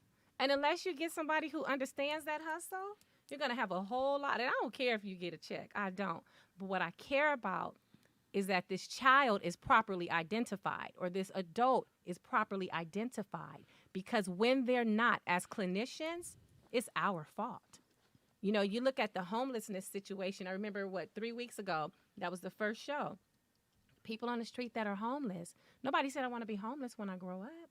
A lot of it is mental health issues that have gone unnoticed, unchecked, undiagnosed. We don't want to talk about it. We don't talk about what happens in this household. And unfortunately, this is the results of what we're seeing Well, it's mental in many health people. issues and Substance abuse. And again, and I think which can lead to mental health issues because you can have something laying dormant until you go ahead and put some foreign substance in your body, and now you can't get back to regular. and Happens all that the goes back time. to PTSD. Absolutely. So I suffer from PTSD from my experiences in the Marine Corps. So do you. Mm-hmm. But I know that I need to stay away from alcohol. I just know that. 'Cause I know that I've acted out. I've done stupid things when I've Sure. drank. But I also recognize that drinking is a depressor. Yes. And if I want to get Mhm. deep and Yeah. dark and ugly and just Yes. and I choose not to go. So Yes. it's, to me, It's a choice. it's a choice. I'll have I really don't like beer, but I'll have whatever, Jameson Coke or whatever glass of wine, Mm-hmm. maybe a beer, but That's my go-to wine and that bourbon, that BSB. Bourbon, yeah. but that's about it, but interesting enough, going back to my son Patrick, when he passed away, we had family members come to the house and they came in with liquor bottles. Mm. And I said, nah, I'm sorry, guys, but not on this one. Yeah. And I didn't mean to cut you off. No, go ahead. You know, when you mentioned your son Patrick, I know that was, that's obviously a huge Absolutely. thing that happened. Could you actually tell us more about that? Because you said he passed away in the military. Yeah. Sure. If you don't mind. No, absolutely. getting and, into it. and I think there's a huge tie-in to everything that we're discussing here. Sure. But just to recap on that alcohol, I told my family, you know what? I can't have you guys drink. I don't want that around here. Because then that's when the alcohol starts flowing. That's when people start getting dark, blue. And that's when, loose lips start going. And, by the time instead of mourning and being in that moment, you're out of the moment and doing stupid shit. So that was just me. Yeah. But going back to my son, so my son grew up obviously wanting to be like his dad. I think I don't want to say like most kids, but but he grew up in the shadow of who I am. I remember, as I said, I took on the Catholic Church, back in 2003, 2002, 2003 is when the fight started. And because I was a police officer, because I was outspoken about my sexual abuse, because I spoke Spanish, I had every news media at the house all the time. And here's at the time he was probably 5 years old. My daughter's probably 2, and they grew up in that for several years. Mm. And one day I remember he asked me, Dad, what happened to you? And I remember I had to tell him as a little kid that, hey, I got touched where I wasn't supposed to be touched by a guy that, But he grew up knowing the truth about who his dad was. And I would also tell him about the Marine Corps. And the stuff that I saw, the stuff that I did. I never held anything back from him. I wouldn't brag about it, but I would talk to him about it. And so he ended up graduating high school, tried to go to community college, wasn't finding his way there because he didn't want to do that. He wanted to be a Marine, but he was trying to please Mom, and so he kind of, just kind of went around, doing that for a little bit here and there. But so in 2018, he finally, enlisted. He did his own thing, and I didn't want to get in his business, so I wasn't asking him what he was doing because that's, as a father, you kind of step back and you allow your son to be, or your child to do their grown up thing. But I was, I knew the reality of what could be. I've seen a lot of people die in the Marine Corps. And he goes into boot camp. And one of the last conversations I had with my son was, listen, the fastest way to get home from boot camp is to do your 13 weeks. Don't be in front of the pack. Don't be in the back of the pack. Stay in the middle of the pack. And my son was, he was a surfer. He was a swimmer, water polo, lifeguard. Wow. Anything that had to do with the water. Yeah. That kid was a water baby. Yeah. As far as running, hated running. Okay. Hated running with passion. And so I would run with him, like, hey, come on, buddy, you got to make your run time. You got to do this. And so he turned 21 on February 15th, 2018. He went to boot camp March 10th of 2018. He got down to San Diego, Marine Corps Recruit Depot San Diego. Within he goes through his first week of receiving, first 5 days. He does not make his run time, so then they put him into what's called a physical conditioning platoon so he could work on his run time to get it to where the Marine Corps wanted that 1.5 miles to be. When he goes to physical conditioning platoon, he gets sick in the sense of a cough, a cold. Because here you are getting meshed in with everybody. And I'm not an anti-vaxxer, but I'm going to say this. And within that first week, you get, I think, a total of like 7 or 8 vaccinations. Oh, wow. And so what do you do when you get a vaccination? You go home and you rest. Yeah. You don't stress out. But they sick. keep you up for 2 days. That's my wife's position. She's always like, well, what did they put in them? Yeah.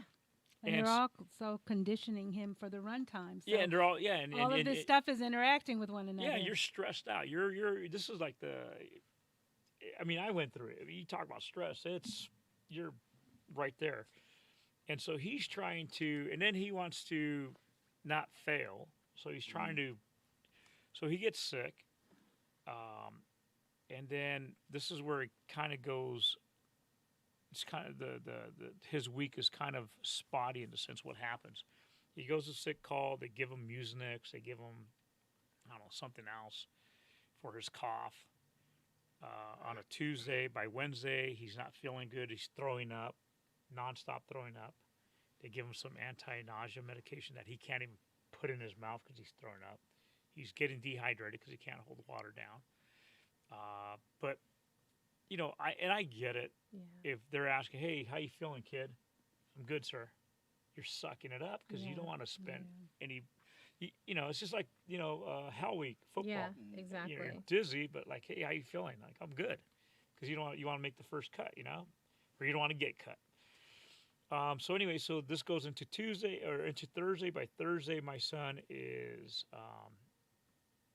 unable to walk, so they're pushing him around in a wheelchair, still throwing up, and he's going to medical, and they're seeing him and they're asking him, but he's still saying he's okay. Yeah. come Friday morning, he gets up and he tries to make that 1.5 mile run, collapses on the track.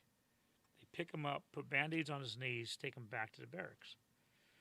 So then what happens is at Friday evening, Friday afternoon, he can't even walk across the chow line, can't even hold his tray.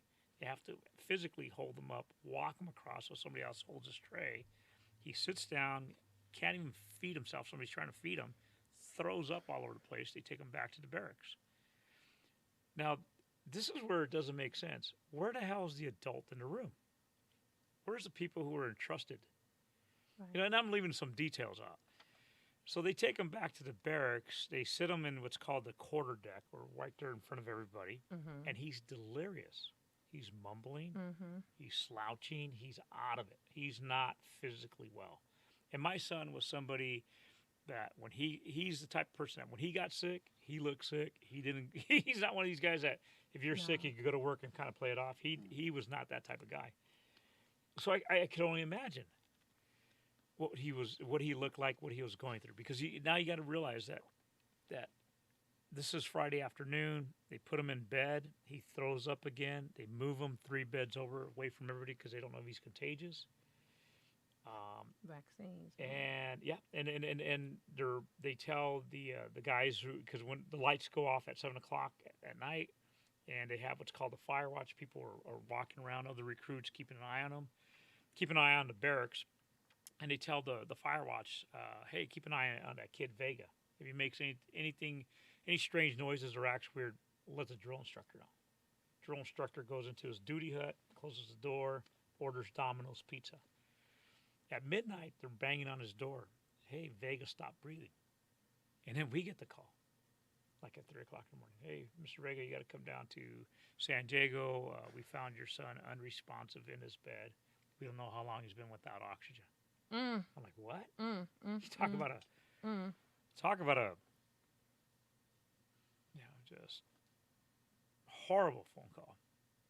And my wife's like, what's going on? And I'm like, oh my God. And as a police officer, I used to investigate homicides and violent crimes. And you know how many times I made that phone call to people? Yeah. And I already knew that my son was gone. And so we got my truck and we drove down to San Diego. We get to the hospital. We get met by the ICU doctor. Same thing. Son's been found unresponsive in his bed. No oxygen. There's a golden few minutes that the brain could survive without oxygen. His brain's so swollen that we can't even get images through. He's already coded 3 times. Yeah. So he was in bad shape. Then Then the doctor asked us about harvesting organs. And again, I've been with the doctors telling families that. So I know there's clarity in this moment. And I told the doctor, I can't do anything until my daughter gets down here with us because my wife and I are not going to make the decision to call it without my daughter. At the time, my daughter was on her it's her senior year of high school. It's spring break. She's with her girlfriends, and so we got to get my daughter down to San Diego. So the whole family comes down. His water polo team, everybody, and my son lasts 36 hours on life support. And he coded several times. Horrific. I can't even watch like doctors, TV or anything. I can't do that. It jacks me up. But he passes away on Sunday, and and at the time we were surrounded by all these Marines, generals, colonels, all these people on, and those things that were said that. It's interesting that in such a traumatic time there is clarity. I keep on saying there is clarity in traumatic moments. Absolutely. There is clarity, and so that's the death of my son. He got sick from a cold, dies, and so what happens is that as the funeral and everything come to a close, all the commotion around that kind of settles, and then there's quiet. Yeah. And that's where you start thinking. That's where I start thinking, okay, well, hold on a minute. What verbally they told me doesn't make sense. Right. What I saw doesn't make sense. And so I am waiting for the Marine Command investigation report to come in to read this, Of so course. I could try to figure it out. Because again, I'm an investigator. How long did it take to receive? So he passed away in March. The investigation came to us beginning of July. So did they treat his body like a crime scene? No, not at all. So why did it take so long? Not at all, because that's the command was doing their investigation. Yes. So Sorry. what happens when the report comes in July? I am not mentally ready Of course. to crack open a report and to read the fine details of my son's death. I just can't, because I've written reports like that, so I could only imagine what's going to be in there. Yeah. So I can't do it. I don't have the stomach. My daughter, we're dealing with my daughter. You know, God bless her. She's a strong young woman. But she was graduating. We had a trip planned to Disney World. We went through with everything. As much pain as we were in, we stuck to what we said we were going to do Before opening the report? before opening report. And so then she gets accepted to Cal Lutheran, which is in Thousand Oaks. We're concentrating on her getting to school. She's in school. We're kind of starting to, calm down a little bit. And then she calls us up one night. She goes, "Dad, I want to go line dancing." I'm like, "Yeah, go line dancing. Don't tell me she was at the Thousand Oaks shooting. Her roommate and her were going to go line dancing." Oh. And she says, "No, you know what? I got to finish this paper." Her roommate goes and gets stuck in the middle of that Oh mass my shooting. I remember that. I remember it too. Yeah, Oh my and God. it threw my daughter for a loop. Yeah, of course. And then the Thomas fires blew through there and burned everything. So it was very turbulent time, and so I never opened that report because it was just too much mentally for me Absolutely. and I just had to concentrate on my wife and my daughter and myself. Of course. So, but what I had done is that, again, as an investigator, I knew people, and I knew there was a lot of medical stuff that I was not going to understand. So I had found a doctor who had done criminal, medical negligent cases. Okay. And I had given him the report, and I said, "Hey, man, can you take a look at this?" And out of the kindness of his heart, for my son, for our family, he went ahead and went through that report. It's like probably about a 400-page report, heavily redacted. Redacted means that all the names, Taken out. ranks, everything is blacked out. There's pages that are just blacked out. Yep. That's what they do. And so he went through it. He produced a 35-page report of his medical professional opinion, and in that report, the cliff notes of what I basically, it said in there that those 5 occasions that my son Patrick the outcome could have been different, in the sense that he would have been saved. Now he said that if it would have been, on that Friday, if they would have taken him to the ER, pumped him full of IVs or whatever, he says, I don't know about Friday, because on Friday, his body, his organs, everything were shutting down. You would have had your son, but he would have been he would not have been the same Patrick, because there would have been brain damage, there would have been organ failure. Yeah. I mean, my son was literally dying in front of these guys, and they didn't do it. They didn't act it on him. Lack of oxygen to the brain for more than 4 minutes is brain damage. Yeah. And 4 minutes is not a long time. It happened to my stepfather. Wow. Just incredible. So so we start looking at the report. When I went to boot camp, in 1984, when I went to Marine Corps boot camp, it was myself and 2 other guys from the hood that went to Marine Corps boot camp. And, in the beginning, I said, "Hey, I almost came in here with a bag of tamales," right? Yes. Well, when I went to boot camp, my mom shipped me off with a bag of tamales. Okay. I was sitting there with my tamales. But one of the guys that went with me is now a congressman in Santa Barbara. Good. Very good. Salud Carbajal. So I had reached out to him and I said, "Hey, I need your help. Need your help with this." And he stepped up and he arranged a meeting with the Marine Corps. Excellent. We go to DC a year later. We meet with senior Marine Corps leadership. Basically, the Marine Corps at that time, they don't know that I had taken the report and had a professional look at it. We had this 35-page report. We had Congress member Salud Carvajal, our Congresswoman Julia Brownlee. Okay. We had a representative at the time from Kamala Harris's office Okay. and Feinstein's office. All in this, Okay. we had a little mini, Nice little team going. Group. yeah, and we had a 3-star general, Excellent. colonel, and all that. And basically, they blamed Patrick. The general sat there, Oh, he tapped the yeah, that's report. what He they says, "Well, do. your son refused to take his anti-nausea medication 3 times." He couldn't take it. Was he gonna take it and throw it back up? Thank you. You can't take Thank it. you. I've been there. Okay, you can't take it. Yeah, and so this is what they're You can't hanging even their take hat on. water. You can't Yeah. do anything. Yeah, and so this is what they're hanging their hat on, and so, and it went round and round, and so anyways, long story short. Were you able to keep your cool in Oh that yeah, meeting? no, I am focused. You're better than me. I am focused. I am, Nonsense. I know what I need to accomplish, Yeah. where I need to get to, and I'm so trying to be better. our Congresswoman almost jumped out of her seat and choked the general because Yeah. he's saying no, Patrick, and she's saying, "Are you saying that Patrick Collins?" And she was leaning into him. Yeah. She goes, "Ma'am, the report's right here," and so if you read Patrick Vega, there's a story in the Marine Times. Okay. It gives that narrative that he failed to take his medication, that he didn't do his run, all that stuff, right? And so people kind of, and also that we did not ask for an autopsy, we refused an autopsy. Really? But the problem is that my son was property of the United States Marine Corps, and it was up to the Armed Forces Medical Examiner System to grant the autopsy. It wasn't our choice. Mm-hmm. Fast forward. This is after my son dies. Fast forward. Here we are, almost coming up on 4 years after his death. I have found some of the young men who are recruits with my son, who are physically there with him, Mm-hmm. witnessing this. Mm-hmm. Because I did have the report, but in the report everything's heavily redacted, so you don't know if it's Bill, Harry, Bob, whatever, Jose, Miguel.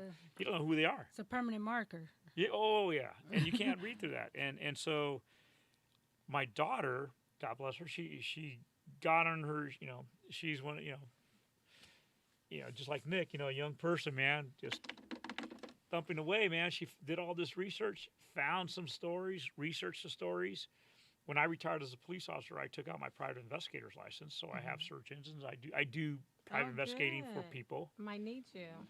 And and so anyways, so she was giving me names. I was looking them up. I started calling some of the moms, and they said, "Mr. Vega, we know who you are. We know everything about your son. We've been praying for you. You just don't know that we exist." And our sons were deeply moved by what happened to your son. I said, "Our sons? Well, who are you guys?" He goes, "Well, we're a group of moms that our sons were with your son, and we've Wow. always stayed in contact because of this tragedy that happened to your son, because Wow. they witnessed your son deteriorate in front of their eyes and pass away very painful." I'm like, holy shit, this is news to me. And so I started talking to these young men. So far, I've interviewed about 15 of them. I say, "Hey, is it okay if I record you?" Yes. With their blessing, I get the recording. Mm-hmm. And again, and this is where I click into investigative mode. And I'll tell you what, the story that I have is not the same story that I was told initially. When I was called up and said, "Hey, Mr. Vega, we found your son unresponsive in his bed. We don't know how long he's been without oxygen." That is not the narrative. I'm sure. I have a completely different story, Mhm. a darker story. There is, there's shit going on down Mhm. in MCRD San Diego that's being covered up. Mm-hmm. And I have it. And interesting enough, I tell people I've lived the Forrest Gump life in the sense of people that I've met and that I've known. Right. One of the guys that I'd known, that I was a radio operator when we were deployed out to the Middle East and stuff like that, Mm-hmm. was this handsome captain by the name of Joe Dunford. Well, he just happened to become the commandant of the Marine Corps, and he happened to become the chairman of the Joint Chiefs of Staff, the guy Wow. in the military. And so I ran into him in Arlington in 2019. I talked to him. "What are you doing here?" I said, "I'm here because of my son, Memorial Day." Next thing you know, I'm having a meeting for 2 hours in his office in the Pentagon. And basically, I showed him all the evidence I had. I made him a witness to a crime. And his generals were coming in, knocking on the door, giving him handwritten messages like, "Hey, stop." Because they knew what I was doing. Right. And I showed him everything. He agreed that things were wrong. Yeah. But even at that, I went to the highest level. Even at that level, nothing's been done. I went Same time period, I went and met with the director of NCIS, Naval Criminal Intelligence The Service. real people, not the TV Yeah, show, yeah, y'all. investigative service, excuse me, in Quantico. Yes. And those guys pissed me off Yeah. because what happened was that my son died on March 25th, 2018. No less than 24 hours later, an NCIS agent wrote a one-page, one-paragraph memo that Patrick Vega had 4 incidents of sepsis. Okay, and sepsis is a poisoning of the blood. In the blood in the Yeah, body. okay. Yeah. 4 incidents, which had him go to the ICU. He had an autoimmune condition. His death was medically expected, and he died natural causes. No autopsy, no further investigation. He died on the 25th, and this was authored on the 26th. And that's after 7 vaccines given too, correct? Right. This is after, yeah. So here I am. Almost a year and a half goes by. I'm expecting this big NCIS report to come out. They never, they never did anything. Oh, wow. They closed it the next day. They closed it the next day. They closed it the next That's what I'm telling day? you. Well, that's what A you. That's what he was one-page, saying. one-paragraph memo. So maybe because they saw his name was Patrick Armando Vega. Vega. They saw probably said, Vega. yeah, That's what they do. That's how they whatever. do us. That's how they do us. It's Wrong. a reality. And my kid was blacker than you guys. He was dark. I mean, that kid had some gene. He was almost purple. I mean, that, and God bless him, Richard, but it's just wrong. And then we wrong. saw the Band-Aids on his knees, and my wife asked one of the Marines, "Why come he has Band-Aids?" Well, he fell down when he was trying to run Friday morning. Just think, his organs are shutting down. His brain is mush, and he's trying to run. He's sucking it up. He's trying to get out of there. He's trying to, be a Marine. Yeah. And he collapses, and they put him in a golf cart, and they take him to the barracks. That's in none of the reports. It is so jacked up, and I'm like, how could this be? So what now? What are your next steps? What are you? What's going? As we're in this incredible journey of just disbelief and just like, holy crap! I mean, you guys just allowed my son to freaking just wilt away in front of your eyes. You guys didn't do shit. Okay. And we're coming up with all this information. we also have encountered and befriended other families. There you go. Okay, this is and again we talked about why am I still here? Mm-hmm. I guess I'm here because of that now. And of these families that we run into, there's another family. There's tragic stories. Yeah. When you start looking at, and I call it from 0 to 6 months. 0 meaning from the time you start talking to your recruiter to 6 months into your military career. When you look at how many deaths there's been within the last 20 years, you would be amazed. You would not believe it. In just the 0 to 6 months. 0 to 6 months, yeah. And so, again, God bless my daughter. She sat there and on a simple Google search, recruit death. And she put different variations in. She started populating the years. And so we started an organization called Save Our Service Members. So Save Our, O-U-R, Service Members. And service members is one word, .org. And if you go on there, saveourservicemembers.org, you'll look at the page where it says fallen service members, and we have recruit deaths. And she only went back to 2000 That to is present. crazy. And you start looking at the pictures that we could find and locate, a lot of minorities, a lot of black kids, a lot of brown kids, a lot of yellow kids, and there's white kids in there too. But it is sad when you start looking at it. Yeah. It is sad. And then these are the ones that we could find because the military, the Department of Defense, does not publish these numbers. You could do a FOIA request, a Freedom of Information Act, but you got to hit that nail on the head. If not, they'll send it back to you and say, no, your question or your request is too voluminous, and we can't answer that. So Too voluminous when you're trying to find out what happened to your child. yeah, and so so what happens, and to go back to your question, is that there is something, and this is important for everybody that's listening Yes. to educate. This is we're talking about education at Yes. this point. Yes. You have to understand that everybody since 1950, since December 4th, 1950, to this very, very moment, everybody that has been on active duty, everybody that's served, you thanked me for my service as a veteran. And all these other we just had Veterans Day. We had all these solemn ceremonies and everything. All of us that have served active duty, men, women, black, white, yellow, whatever you are, Army, Navy, Air Force, I don't care what. We have all been second class citizens because of the Ferris Doctrine. Ferris, F-E-R-E-S, Okay. Doctrine. And it's in our website. And the Ferris Doctrine, what happens is named after Lieutenant Rudolph Ferris, who during World War II parachuted into pre-D-Day into Normandy, fought through the hedgerows, fought through the Battle of the Bulge, the liberation of Europe, comes back, and in 1947 is staying in a World War II barracks in upstate New York. They're doing some winter exercise, and the boiler blows up.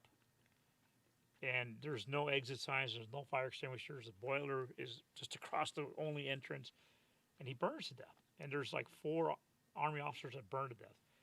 Well, what happened was that their widows sued the government under the Federal Claims Tort Act of 1946. You could, at that time, you could bring a lawsuit by service members or next of kin for service members who were not actually in combat. Okay. And that's a key Got word, not in combat. In combat. Okay. And so this lawsuit starts going up, the appellate courts. It finally gets to a point where it makes it all the way up to the U.S. Supreme Court. And in December 4th of 1950, the U.S. Supreme Court gives their 12-page opinion. And their 12-page opinion at that point says, if you are active duty next of kin in service, and this is the kicker, they don't define in combat or non-combat. In service, incident to service. That is the key phrase. If they are in service, you cannot sue the federal government for any type of negligence. Medical negligence, just being plain stupid negligence. And so since 1950, we've had all these cases, all these deaths that you cannot sue the federal government. So you have over 70 years. You got great people like Colin Powell, who just passed away, God bless his soul. Yes. But he was also raised in this time period of the Ferris Doctrine where leadership is not held accountable. Right. Imagine that. Leadership is not held accountable. So that means, just take it, LAPD. There's no accountability for LAPD. Imagine that. Imagine, we lived through some of that. But thank God there is accountability, and there is, people holding, their feet to the fire, and policies are changed and things turn for the better. It's just like any large organization. There has to be accountability, but the military has no accountability. So with me asking all these guys, hey, what happened to my son? How could a drill instructor order Domino's Pizza, go into his barracks, and just completely ignore him because it was a Friday evening and he didn't want to get stuck in the emergency room, my son? Who holds the burden of, responsibility? Right. And so what we're doing now as a group of families, not even a group, not even an organization, as a community of families. Okay, and when you lose somebody in service to the country, the designation of Gold Star. You ever heard of that? Like a Gold Star mom, Gold Star father. Yeah, that means that your loved one died in the service of the country. Well, we started Save Our Service Members, and this community of Gold Star families. We've been very active, and we've been writing our congressional representatives, our senators. We've been the Secretary of Defense, Secretary of of the Navy, Secretary of the Army, and we've been interfaces, and they're hearing our voice. We're a small group, and what we're trying to do is that we're trying to amend the Ferris Doctrine. We're not saying do away with the Ferris Doctrine, because in wartime, they say, hey, let's take Iwo Jima, and you're going to go up the hill and take Mount Saravachi. Well, there's a adherent risk to that. Sure. That is you understand it, that some things may not go right, decisions may not be the right decisions in the fog of war. I get that. That's why that exists.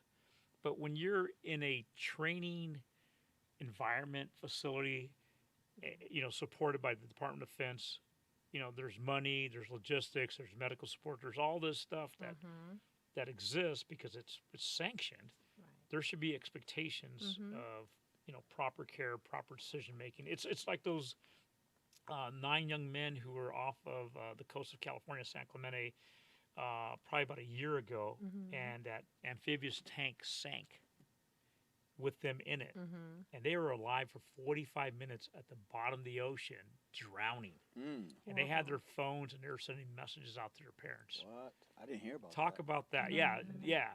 And so this was a tank that should have never gone out in the water because it was already dated, and it was supposed to be like red line. It was supposed to be, but they wanted to go through with this exercise. So, head shall roll from the general all the way down to the idiot that made that decision to put those troops in there. Another story. If you go on our website, if you look it up, her name is Daniela Lucky. Luckey. Mm-hmm. And we have your website up. Okay, on our, yeah. If you page. pull up Daniela Lucky, beautiful young lady. She joined the Navy 2016. She wanted to just we all join because there's something in us that want to serve. Right. We want to serve. You want to do something better in life. She goes in there full-heartedly. She completes boot camp, Navy boot camp. She becomes an admin clerk, goes through her A school. She goes home on leave. She's from the Bay Area, I think Oakland. And her and her mother, they go out and they get this tattoo. And it's a Winnie the Pooh saying. And I think we have a picture of a tattoo in there. But they both get two. It's one phrase, but they break up the phrase, and each one has a different side of the phrase. And I can't remember right now what it says, but it's if I'm ever away or whatever, keep me in your heart, and I'll be there forever. Or something. It's a Winnie the Pooh saying. She's so excited to start her Navy career that she wants to leave early to report to Japan to get on the USS Ronald Reagan supercarrier. She's so excited. Her mom says, "No, just calm down. You have plenty of time at sea." And so, she spends her time there. She flies out to Japan, meets the USS Ronald Reagan. The USS Ronald Reagan gets out to sea, and she starts feeling sick. And she's on a nuclear power super aircraft carrier, modern hospital, the whole 9 yards, surgery, and they keep on blowing her off. She's African American. No, you're just seasick. You're just seasick. You're just seasick.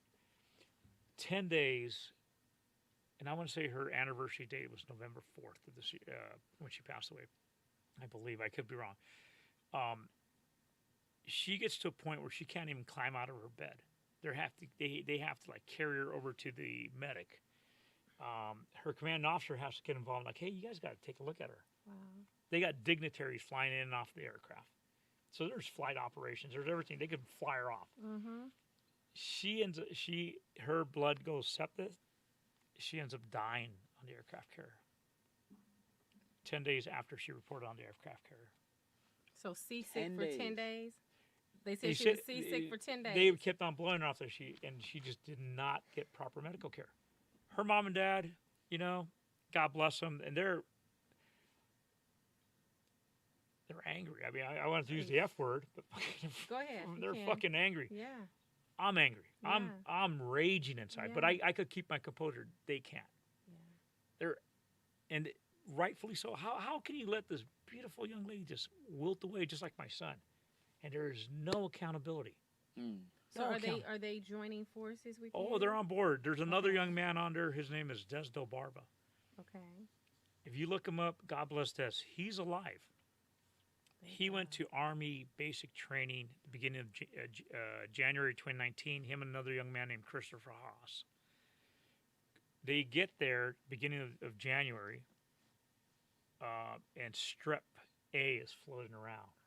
and everybody and over 400 recruits get strep A, and Oh, yeah. they don't know the extent of how many, but Yeah. they have It 400 recorded spreads cases. like that, yeah. Christopher Haas dies within 2 weeks of arriving My God. Fort Benning, Georgia, in the Army. He dies. He left his wife, who had they had a 2-year-old daughter. She was 3 months pregnant, and he was joining the Army just to provide for him.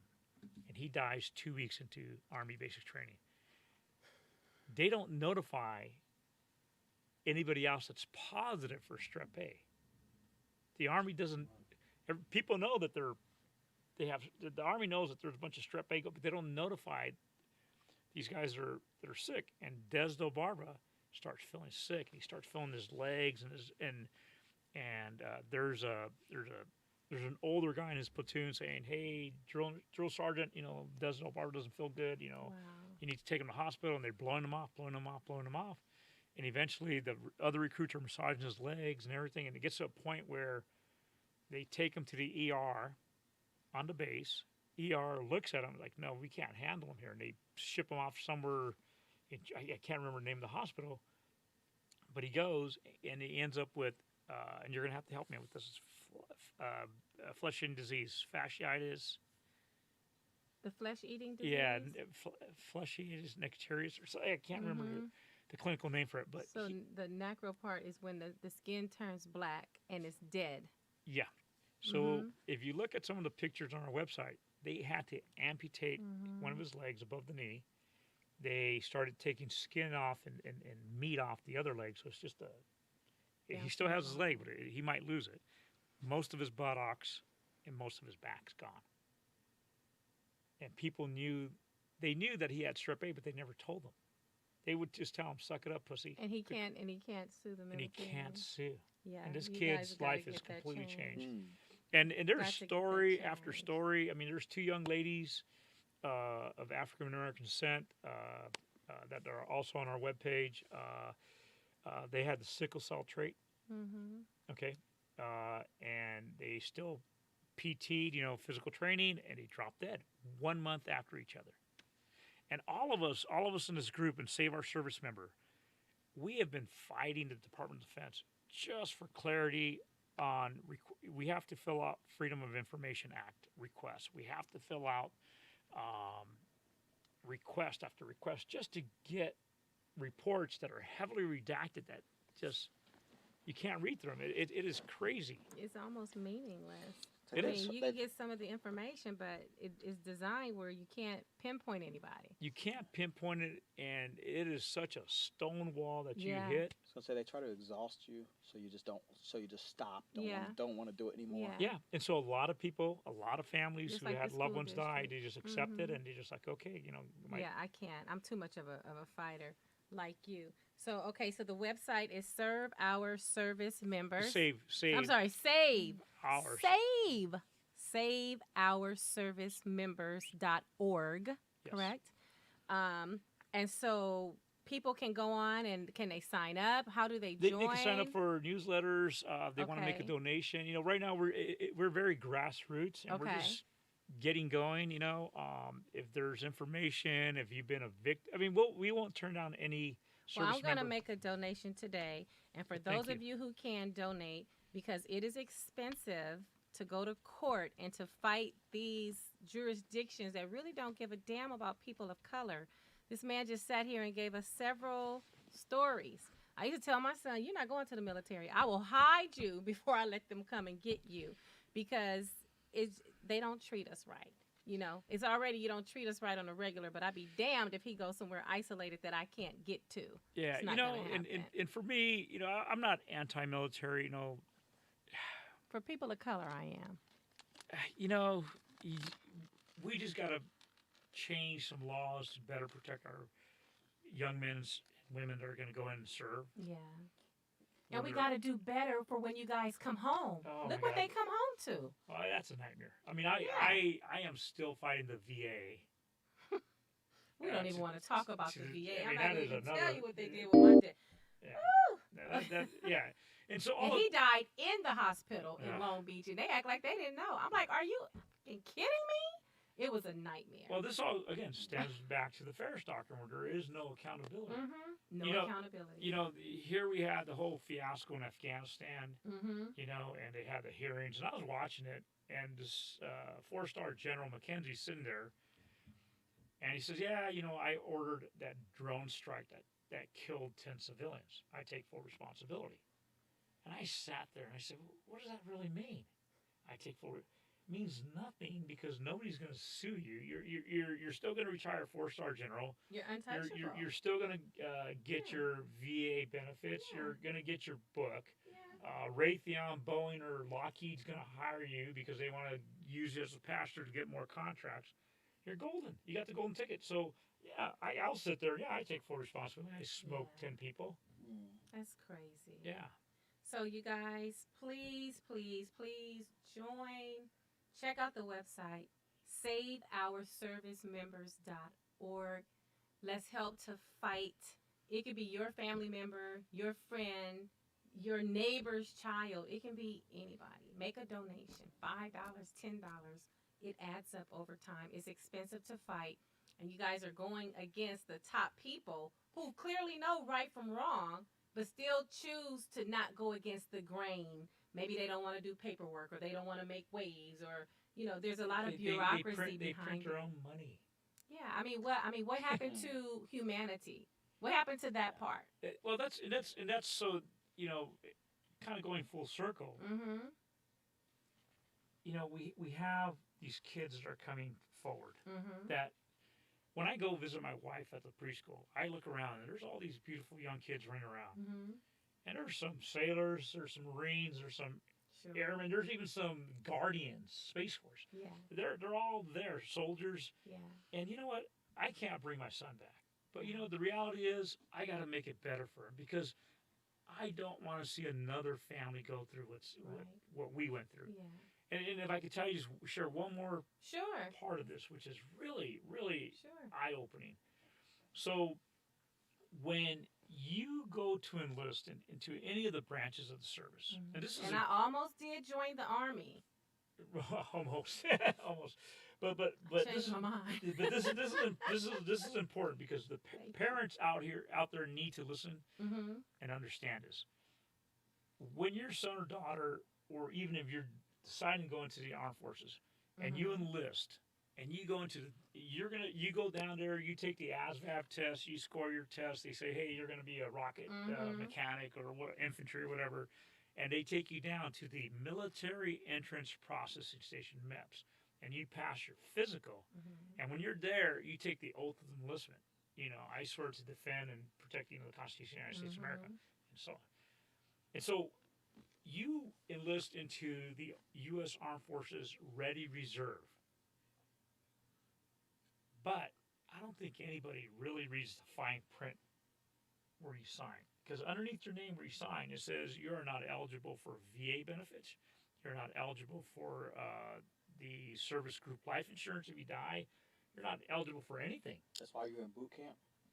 Are you While serious? you're in the Yes. delay entry program. So let me explain that a little bit Okay, more. what is that? So when you go and you decide to be whatever, sailor, airman, whatever, Sure. your recruiter takes you, you take the test, you take your physical, you pass, you enlist. They tell you, hey, you know what? It's going to be 2 months, 3 months, it's going to be almost 12 months before you ship out, before there's that opening for that school. Okay. And so you're in the delay entry program. And during that time period, I don't want you, Anthony, stay off the dope, no venereal diseases, stay healthy, all that good stuff, no tickets. There goes your fun, Wanza. Yeah. Yeah.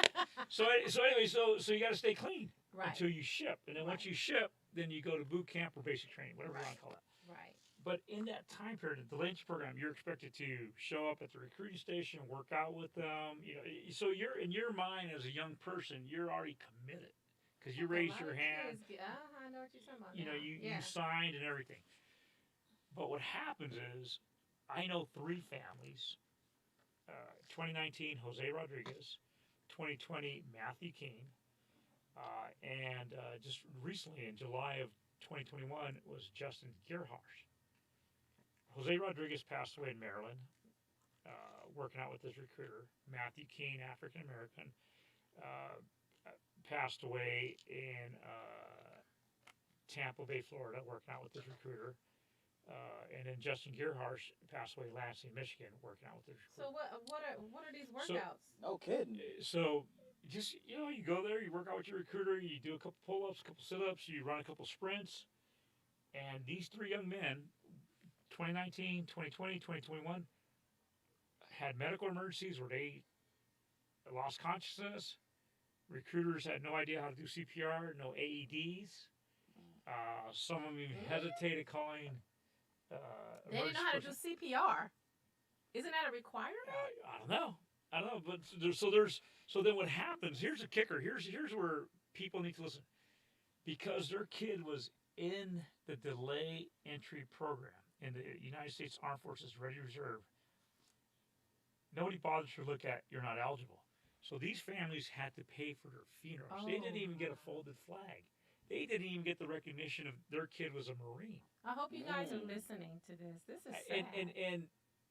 And I talk to these moms and dads, and they just are struggling with, but my kid was going to go to boot camp like the next week. My kid was going to go to boot camp in 2 weeks. But what do you mean they're not? We getting up? It is just devastating. It is. Here we got, and again, and I'm not getting political, but here we got the administration that's going to give $450,000 to migrant kids or families who are separated at the border. Man, That's crazy. don't even get sick. No. But what I'm saying is, you cannot even bury. I mean, somebody again, who's dedicating their life to fight for who this made a country. commitment. In their mind, they raised their hand and they're, doing it for the greater good. Man, yeah. I mean, so when I talk about, everybody that served from 1950 to this very moment, second-class citizens, no, there are the defenders of freedom, the ones that have given us these precious minutes, seconds, hours that we're talking here, on their backs, on blood, sweat, and tear, all these young men and women deployed all over the world, they're second-class citizens. Oh, yeah. It's true. We got to change that. It's We got to true. make it for the better. We treat our own worse. You got criminal, people who are incarcerated, good, bad, or indifferent. But hey, I want a sex change. Guess what? State of California, federal government, boom. Ain't that something? Really? Ain't that? Oh, yes. Yeah. That's where our tax dollars are Yeah, going. they- All they- of they that gotta is comply. So it's if I'm in agenda jail, led. Yeah. and I want to be with the women. That's crazy. Change your name to Lola. Right. I feel like a woman. Antonia. That's wild. Antonia. Tony. No, but that's the crazy. I mean, here, let me take you back. So, helicopter crashes in a rice paddy in Korea. I go running in there and I start pulling out bodies of these young men who are Right. burning Right. and dying in my arms. But we're all second-class citizens. We're out there protecting, providing freedom. So then we need to require. So then the rules need to be changed. The Ferris Doctrine is the issue. That keyword, incident to service. When the U.S. Supreme Court made that ruling back in 1950, incident to service is the key phrase. Incident To service. to service. Incident to service. Because they hang their, all these politicians and attorneys and everybody, they hang their hat on that, man. They will not, because they didn't want to have, they say, well, if you start questioning the military's decisions, then that's going to break down morale. And I think, no, if you start questioning and you start holding people accountable, I think there's going to be less people coming out of the military with medical issues. There's going to be true accountability. Right. Military sexual trauma, what happened to Vanessa Guillen, Mm-hmm. who was brutally raped, murdered, and dismembered in Fort Hood, should not happen. The death of Enrique Martinez at Fort Bragg, where he was decapitated, and his head was found floating in the water, and there's all this evidence that wouldn't be happening. And where was he when that happened? He was in Fort Bragg. Oh, Fort in the Bragg United with- States. Yeah, United Yeah. States. And these are all, and what's even crazier is that one of the moms that we have in our group, she's been a nurse for 25 years plus in the VA system. Mm-hmm. She's in charge of, quality assurance now in a major VA hospital. Okay. her son was stationed in Japan, 13 years in the Air Force, ends up with tonsillitis, goes to the Air Force doctor. They say, okay, we got to operate, take out your tonsils. They operate on him. 3 days later, comes back to the hospital bleeding, says, hey, I'm not feeling good. Well, let's get you in there. Goes in there, has a heart attack. And the guy who's trying to intubate him to open the airway and get oxygen flowing can't do it. Struggling. Struggles for so long that he has brain damage. They call the mom. Mom flies out from Missouri. Lack of oxygen. Gets to the hospital in Japan. Major military installation. Major military hospital in Japan. The doctor who was trying to intubate him says, well, man, we just couldn't get it in there. And she's a nurse. What do you mean you couldn't get it? Let's start. And she's looking at it technically. And the doctor says, well, it's probably better if you let your son die because you don't want to take care of a vegetative son. And she's like, who the hell is this guy? She does her research, comes to find out that he's not really a doctor. He's a dentist. He's a dentist practicing outside of his field because there is a clause within the U.S. military that if you have a medical license, you could take some online classes and you could start doing brain surgery. Yeah. That's crazy. And this freaking guy killed him. Caller, thank you for calling. What's your name? This is Robbie Perron. How are you doing? Oh, good. Hey, Robbie. How Robbie are you? Perron. Hey, how everybody doing? Hey, Yeah, Robbie. Blessed. Fantastic. I just have a question for the gentleman on the panel. Usually with the military, why is it that they are the test subjects or the guinea pigs for all the experimental drugs? And after the fact, I know there's quite a few people who were getting retroactive pay because of Agent Orange. And even from that, a lot of soldiers who have died of Gulf War syndrome, they're no longer recipients of any post-mortem money. I mean, why are these soldiers or enlisted men the guinea pigs for all this experimental drugs? Because a lot of them are taking the jab now. Yeah. So again, go to our website, take a look at the Ferris Doctrine, educate yourself, read up on it, and you will see that again. What I keep on saying, incident to service. When the U.S. Supreme Court in 1950 made that decision, okay, there is no accountability. So even back in the 60s, they were giving LSD to Yep. service members. In 1950s, hey, we're going to go out to the Nevada desert. You stand this foxhole. When you see the big flash, duck, but then you can look up and you get blasted by all this radiation. I mean, there's depleted uranium syndrome. So all these guys that were in all these armored vehicles with uranium rounds and they're getting hit, every hit they took, depleted uranium that was in the rounds in microdust would come out and they were inhaling it. Mm-hmm. So now that is another illness. Yep. I Yeah. myself was exposed to toxic waters. The entire water table was polluted in Camp Lejeune from I think like 1958 to 1987. Wow. All of us that were there, to include base housing, Wow. we all fall under this toxic water thing. But the problem is that because of that 1950 ruling, Mm-hmm. the Ferris Doctrine, you can't sue the federal government. So these guys just continuously just keep pushing it. But, I say that, we were all born in the age of Aquarius. Mm-hmm. Yeah. But this is the age of accountability. Mm-hmm. Yeah. So my family, our community of Gold Star families, we need everybody's support to get behind us, to bring awareness, to start rattling our congressional representatives to get, they know about it. Yeah, they know. But again, they don't want the military does not want their leadership challenged. Because again, when you think about the Department of Defense, what does that tell you when you think Department of Defense? That means power. That means we're going to win every war. That, they don't want to be questioned. No. That's the sad thing. We have to educate. I think if we educate, all these young men and women that want to go in, we educate the families. Mm-hmm. What's going to happen is that the military spends over $575 million per year on advertisement, Super Bowl advertisement. What? Yeah, $575 million a year. That's why we keep Star paying Spangled these Banner guys. before every game. Yeah, flyovers, everything. Yeah, you're right. So when Blue Angels. and right now they're having a deficit in recruiting. So they're trying to push hard on recruiting. And we educate our young men and women like, hey, you know, you got to know that if you go in the military, if you sign up in the delay entry program, and you're working out with your recruiter, or you're in the car with your recruiter, and the car gets hit by a military truck driven by a military service member, you get nothing. That's in the fine print. There's cases like that. That is That's insane. crazy. You know, but this is what you gotta, you know, there has to be a gap insurance for those kids, or when you join the service, there has to be medical, there has to be malpractice accountability. It has to be But half the time there isn't, especially with these towns like Ridgecrest, California, that's next to a sulfur plant. Yep. I mean, it's basically it's like hiding. You're hiding evidence and keeping them enclosed in a town and calling it a military town. What's going on in Carson? What do you think about all the methane in the air and people are getting very sick and dying?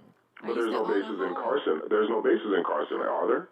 No. Well, there were oil fields and land fields, and so they started building all this. But you get accountability because you're dealing with a company that's somewhere along the line. There's going to be historical information on who dumped something there, and then you have the state of California, and you have the federal government. But there's accountability with the military. Nothing. Now, because we're in this is the age of the Information Act. And now that everything is being revealed, how come because of you said the decree of 1959, we still can't be retroactive for the stuff that they're doing now? We can't just say, well, because of these carcinogenics that we can't sue. We just got to just say, hey, military's not accountable because we already have something, a clause since 1959 that says, no, you can't touch us. Yeah, since 1950, the Ferris Doctrine. Again, the Ferris Doctrine. So let me back up a little bit. So in 19, I think 1944, 45, during the Second World War, there was a B-25 Mitchell bomber that was flying through the fog over the city of New York and crashed into the Empire State Building. Mm-hmm. Okay, killed a bunch of people. What crashed into it? A B-25 Mitchell bomber crashed into the Empire State Building. Sounds like a movie. The families at that time were suing the federal government for, you know, flying a bomber over New York City in fog and crashing into a building. What happens is that if you wanted to sue the federal government back then, you would have to contact your congressional representative. That congressional representative they would write a bill, just like, you know, writing a bill that would have to go through all the levels to get approved, and then that's how you would get paid. So Congress said, no, that's too much work. Let's create the Federal Claims Tort Act of 1946. So that Federal Claims Tort Act becomes law in 1946. Basically, what that's, and I'm not a law expert, but just in very simple English, the U.S. government at that point decided to give up sovereign immunity. Sovereign immunity. In other words, you could sue the king. So that's what happens with the Federal Tort Claims Act. When you look at exemptions of who could sue, subsection J says that active duty service members not in combat can sue. So that was the golden ticket moving forward. You know, for medical malpractice, for all these things, right? But then what happens when Lieutenant Rudolph Ferris and these other men die in the barracks fire, and their widows start pushing, you know, for a lawsuit. It gets all the way up to the U.S. Supreme Court, and they grouped 3 cases together. The cases where Lieutenant Rudolph Ferris passed away with Captain Turner, the other 2 men. Those, I think, the Briggs case and the Jefferson case. So it became like a class action suit? It became like a class action, a grouping of people, military people trying to sue the federal government. Got it. In one of the cases, they actually left like a towel that said U.S. Army Medical Center in a guy's stomach for a year. And they pulled it out. They had it as evidence. Oh yeah, you hear like 35 by 18. I mean, and just outrageous stuff. But even at that point, that's when the U.S. Supreme Court said, no, you can't sue the federal government because incidents of service, and it's just an opinion. It's not law. It is just a court opinion. Court opinions can be overturned. Right. And so that's what we're trying to do. We're just trying to get Congress to define incidents of service, combat or non-combat. and then it just it's going to get hairier there. But Well, I'm going to be following you, and I'm going to make a donation, like I said, and I encourage other people to do it because we know it takes money to do things and to get things moving. And I pray that there is some resolve. Nothing can bring back your loved ones. No. But like you said, in going forward, if you can save other lives, absolutely. just by giving the knowledge. And but in all of this is we all have our stories. We all have our stories, and we're all going through life. And you should never pass judgment on anybody because you don't know what their real story is. You don't know how deep that story is. True. But it's a conscious effort every day for me to wake up and as jacked up as a life that I've lived, I'm still excited to live. Yeah. I usually tell people, hey, it's another exciting day, and it is because you know what? Something different could change today for the better, and that's what I look for. And God didn't have to wake us up. Yeah.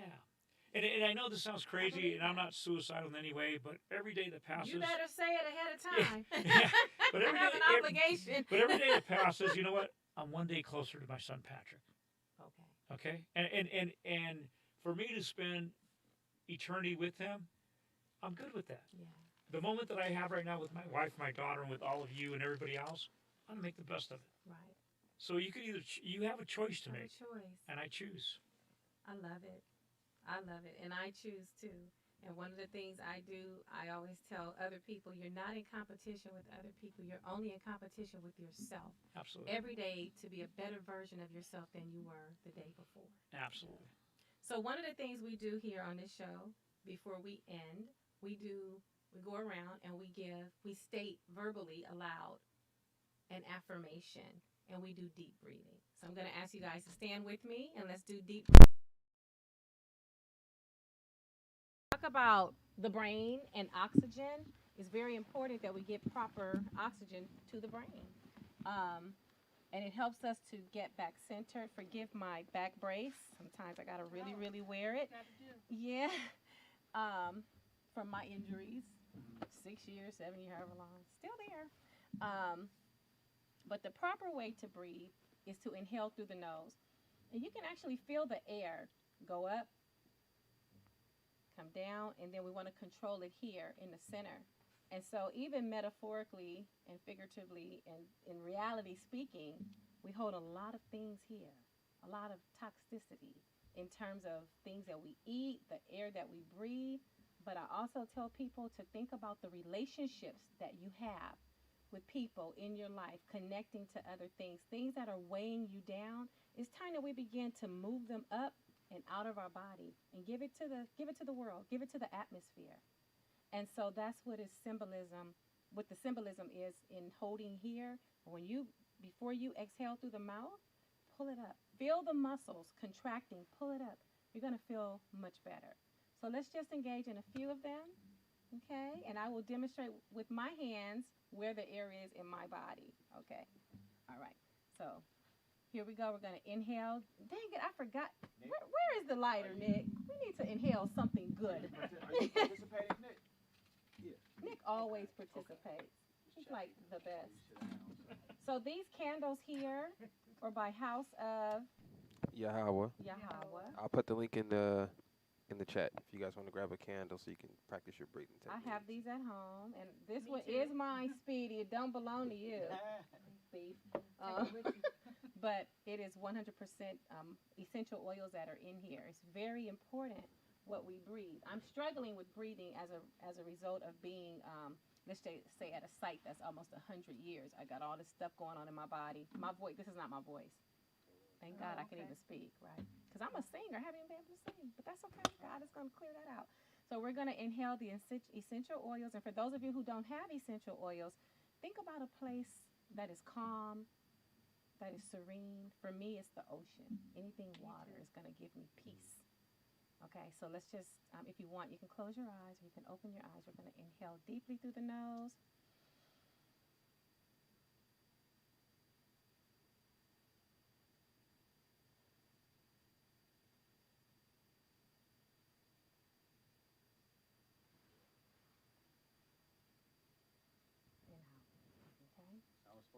breath that whole time. So for Wanzer and those of you who are That's a new, long time. go You'll be ahead okay. and watch me because I can't talk to you if I'm participating in it, I Wanzer. didn't know I was holding my breath. We close our eyes. Oh, don't close your eyes on the first one. Okay. Okay, so watch me, and I'll show you where the air is and when we stop. Now, I do a countdown. If your muscles aren't strong enough yet, you practice it. It's going to strengthen the lungs and the bronchial passage over time, right? But I hold it for about 4 to 5 seconds. Sometimes I go longer because I forget. I have people participating with me. Forgive me in advance. But let it out when you need to let it out, Wanzer. Okay.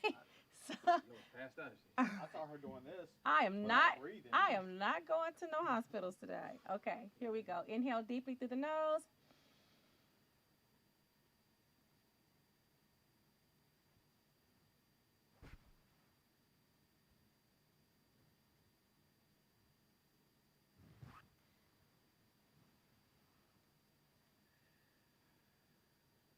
Is that better, Wanzer? Long breath. But you should feel a little relaxation in your shoulders when you do it the right way. So let's do one more. Inhale deeply and feel the air.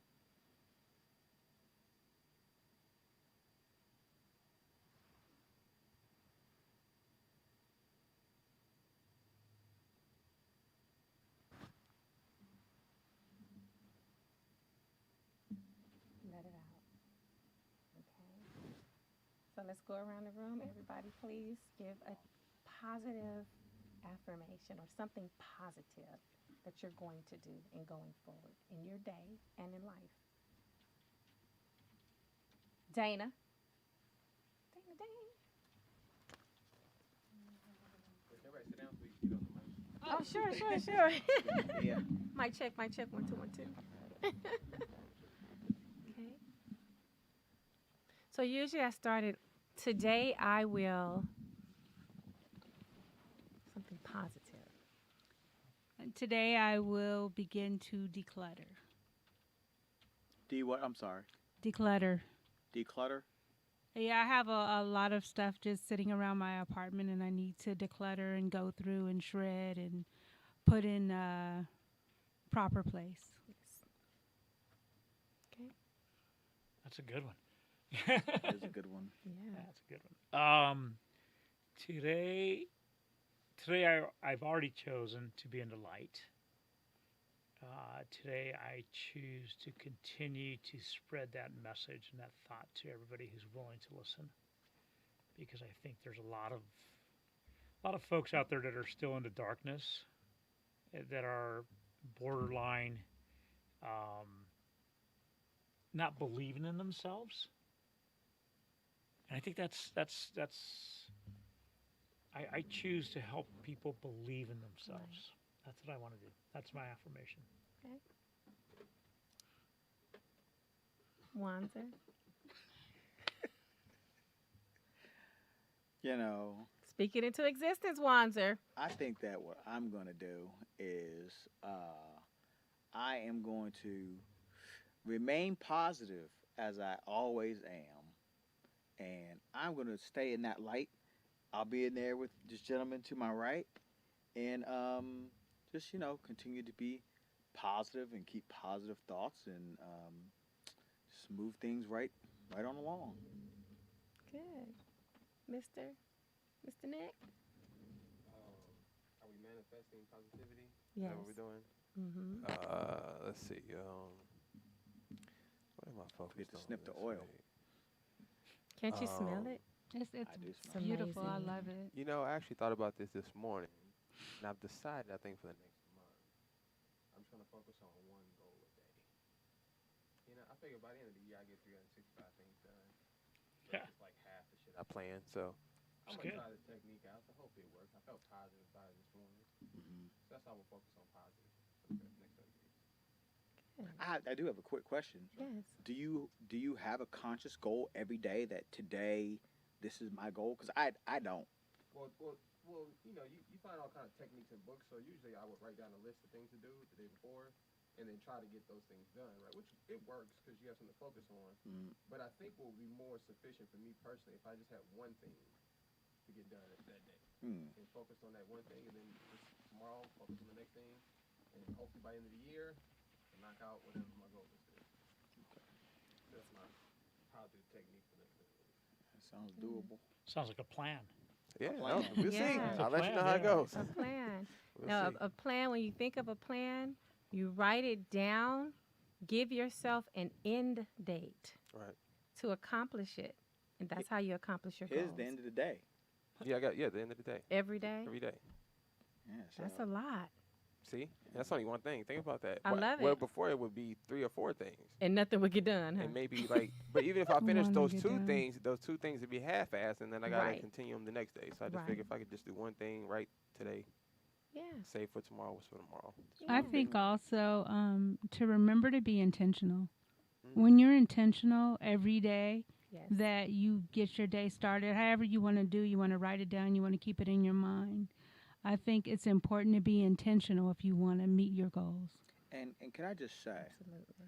I was at the car wash one day, and I think it was a nice summer day. I mean, it was a nice day out, and it was the kind of car wash, where they wash your car and you kind of just sit outside and wait for them to do all that. I was feeling amazing this day. I don't know why, but life was great. My daughter was amazing. Everything was so good. I had no worries in the world. I had money in my pocket. Everything was just great. And I was sitting there just waiting for them to do my car. I wasn't on my phone or anything. I was just kind of sitting there like this. And I almost felt like I was floating. I wasn't talking to anybody. I wasn't looking at anybody. I was just sitting there in my own inner peace. Yeah. And there was a white woman sitting over there. She was outside too. And I saw her walking towards me. And I was like, that's strange. This white lady's walking right to me. And she comes right up to me and she says, "Excuse me." And I look up at her. I was like, "Oh, yes." And she's, "I don't mean to bother you or anything." She's like, "I noticed you. There's a glow around you." Your aura. She said, "You are just glowing. You're," and she just named all these things. And she said, "I just had to come over and tell you, you have this amazing energy around you." And then she walked away. I was like, "Oh, thank you." And she left. And she went and she sat back down. And I was like, "She's right. I feel amazing." And she could see that. I wasn't saying anything. I wasn't smiling. I was just sitting there. And it was really incredible that this woman came over to me and told me exactly how I did feel. And so I think it's important to feel good and, feel positive and Yeah. to float, Yeah. right? Because, that energy that you put out, it does come back to you. It absolutely. does. It absolutely does. Hey, can I? So Yes. it kind of goes back to what you're saying. So what you're saying is that there was no sense of struggle. So my wife one time, I don't know, in the middle of the night, she's like, have our daily board meetings in bed, talking. Pillow talk. Yeah, pillow talk. And she says, I'm so tired of struggling or something like that. She said this years ago, and I said, sweetie, just think about it. You struggle to take your first breath, and you struggle to take your last breath. And in between is struggle. Struggle. So it's just how you choose to live with that struggle Right. every day. Right. Because, we all struggle. Right. And so just, again, like I said, I choose. Right. And you It's have a to choose. choice. It's a choice. It I has tell to be people when in the beginning, when God created Adam and Eve, there was good and there was evil. Mhm. But you could choose either one. But it was free will and free choice. So just like you can have a negative day, you can choose to wake up feeling that way every day. And it was an A amazing conscious feeling. decision. awesome. Mm-hmm. Yeah. And you deserve to feel that way. Mhm. You deserve to feel that way. Especially we're talking about. I know we're getting ready to go. Sorry, Nick, but men's mental health is very, very important. Very important that you take the time to debrief. That's why, if you're in situations that are negative, when you come home, your home should be a place of peace. You should want to come home. A sanctuary. And when you don't, you need to evaluate your situation, especially men of color. Heart attack, stroke, diabetes. Should I go on and on? Women too. Women of color. Same thing.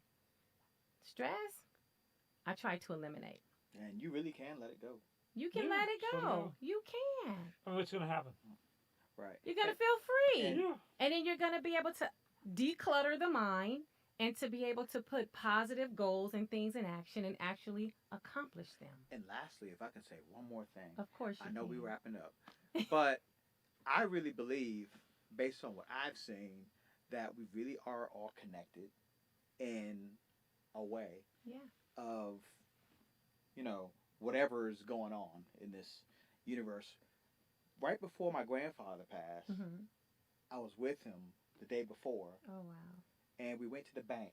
And long story, but he was pissed. He couldn't get his money out of the bank. He had the money, but he couldn't get the money out. He's pissed. So we get back to his house, and I'm going through this crazy breakup at the time. You know the kind, you got to fix it. Oh, I got to fix it. You don't care. You drop everything. So I'm in fix-it mode. My ex called. She wants to meet. So me and my grandfather get back to his house, Mm-hmm. and I get out of the car. I had driven him. Mm-hmm. I get out of the car, and I took about 10 steps, and I just had this weird feeling. Mm-hmm. And we went out and drove. You know, we did stuff all the time. I never did what I did that day, and I never had this feeling. I got this really strong feeling, and I stopped, and I looked back at the car, and he was still sitting in the passenger seat. Mm-hmm. And I remember staring at him, and I went like this, and I said, huh. I thought that was a kind of a weird feeling. And then I left, and I walked away, and then the next morning I had like 1,000 missed calls. He's in the hospital. Yeah. And then, of course, he passed, right? And one more thing, one night, a good friend of mine back in Virginia, I had this really strong feeling that something happened to his mother. And you know how you get these thoughts and you kick them out of your head? And I was like, oh, I don't want to think about that. But it was really strong. And I almost told my now ex at the time, hey, I just, had this feeling that. And then I get a call the next day that she's in the hospital and then she doesn't make it. So I had these really strong connections to both of these people before it happened. And I'm not one of these people that like, oh, God told me to tell you that, Yeah. I don't do that. Right. But We this know. really did happen to me. Yeah. And I don't know if you guys saw this, but they have this study where they've studied people who have clinically died. You know, their heart stopped and they've been gone for hours. They can bring you back hours after you've been gone. And what they found was that consciousness lives outside of the mind. Did anybody see this? I know it. So consciousness, they say consciousness, these neurosurgeons are like, what we found is consciousness lives outside of That's the why mind. I tell people, doesn't- when people are in comas, you treat them like you would normally talk to them. Go Right. talk to them. They can hear you. And Trust me. They Yeah. said that they brought people back after they were clinically gone, hours after they were gone, and they're no brain activity, heart stopped. I mean, cold, everything done, and they were able to tell them everything that was going on around them, the entire conversation, remember everything. They knew everything. So the only thing they were saying was that they don't know how long after it lasts. But I'm sure it's eternal. But nobody's going to come back after forever and be like, man, I heard what you said. But if they can bring you back, that person can say, I heard everything. Right. And so it was pretty incredible to hear that study that they've done. Yeah, and it's a part of energy. You know, you go back to science class in junior high school. Energy is neither created nor destroyed, but it transcends. It moves. You know, you being connected, that is a special thing, to be connected to people that you can feel what is happening to them. And I your absolutely grandfather, did. that was your time to know. His time is up. Yeah, I looked You back know, and I yeah. said, huh. And what they said, Nick. And everyone doesn't have that, because it's in my opinion and in my experience, I know for me, like, I have a discerning spirit. Like, I think that's why I'm really good at what I do, because I can look at you, pretty much have a good picture, right? He's going to come grab me. But God gives me that discerning spirit to be able to align myself with people who I need to be aligned with, and as well remove myself from people that are negative or, don't mean any good. And I pray a lot. I don't know if you pray a lot or meditate a lot, but to me, that is something special. I believe we all have it intuitively, but not everyone is able to tap into it or have those experiences. Yeah. Yeah. I didn't like it. Like I said, when I thought about my friend's mom, I kicked it. I shook. I was in bed. When I thought about it, and it came over me, and I was like, and I shook it, and I was like, oh, I don't want to think about that. Yeah. And I No, get this we phone don't. call, and I was just like, and I never told him, to this day, I've never told him that, hey, the day before your mom passed, I actually thought that came across me. And I've known this guy since I was 13. Yeah. That's never come across me. Yeah. Yeah, that's interesting. Mm-hmm. But it's true. You got to tap into it. It's an energy. There's an energy. Yep. All right. Anybody else want to share? You got time? No. No. We're Nah, good. it's Sunday. I'm picking up my niece today. Shout out to my niece though. Yes. Well, it's on this topic though. Speaking of this, I don't know if I want to say too much of this, just in case my dad's listening to this. I don't know how he feels about it. But right before my brother passed, my older brother, who passed from a heart condition the day before his surgery, 2 days before his birthday, a day before his daughter's birthday. So imagine all of that in one, right? But it was crazy because we didn't talk about this till afterwards. But I talked to my mom and my little brother, and we all knew. We all knew that he was going to pass. Really? And it was weird. It was like, if I can describe it in a way, I would say that this is my personal belief that God knew what I needed in order for us to keep functioning, right? Like, I was able to see my brother the day before he passed. He came by the studio. We kicked it. He felt normal, like wasn't no issues or nothing like that. And right before he left, he got a phone call from the doctor, and he looked worried. I never seen my brother worried about nothing. So I stopped him and I talked to him, and I literally told him, I said, listen, I know you may be worried about going to sleep and not waking up, but we all have to live like that. Like, none of us are guaranteed to go to sleep and wake up tomorrow. Right. So even though that may be a real reality, that's everybody's actual reality, you know. That's literally he actually passed in his sleep. So this is a conversation I had with him the day before this happens, right? Hug and everything. But I knew that moment was kind of weird. You know what I mean? For everything to kind of happen like that. I was conscious enough to know. Like, this is a little, you know. Then he goes to a party with my mom that night, parties with her, has the best time, and then goes sees his girlfriend and passes at her house. So, and he had just moved in with my dad to spend time with him. So literally everybody close to him, and got to kick with Brooklyn and Maya, my little brothers who we didn't grow up with. He got a chance to spend time with everybody literally like that month. You know what I'm saying? Yeah. Which was crazy. Mm-hmm. But I honestly, as I look at it, I see the effects it have with my mom, my dad. I feel like if all that didn't take place that way, everybody would have fell apart. Yeah. You know what I mean? So when I talked to them, I haven't talked to my dad about it, but my mom for sure, she said she knew. You know, my little brother said he knew. And even I remember going into a few days before, I remember walking into a room to check on him. And I was looking at him and I had the same kind of feeling you had. It was a strange feeling that told me, like, the time is coming. Like, it's soon. Which was a crazy, crazy feeling, you know. And you try to shake it. Like, oh, what was that? You know what, though? I think I've dealt with, unfortunately, I've been to more funerals and graduations in my lifetime. Yeah. So for me, it's not so uncomfortable, which is kind of a sad thing to say out loud, you know.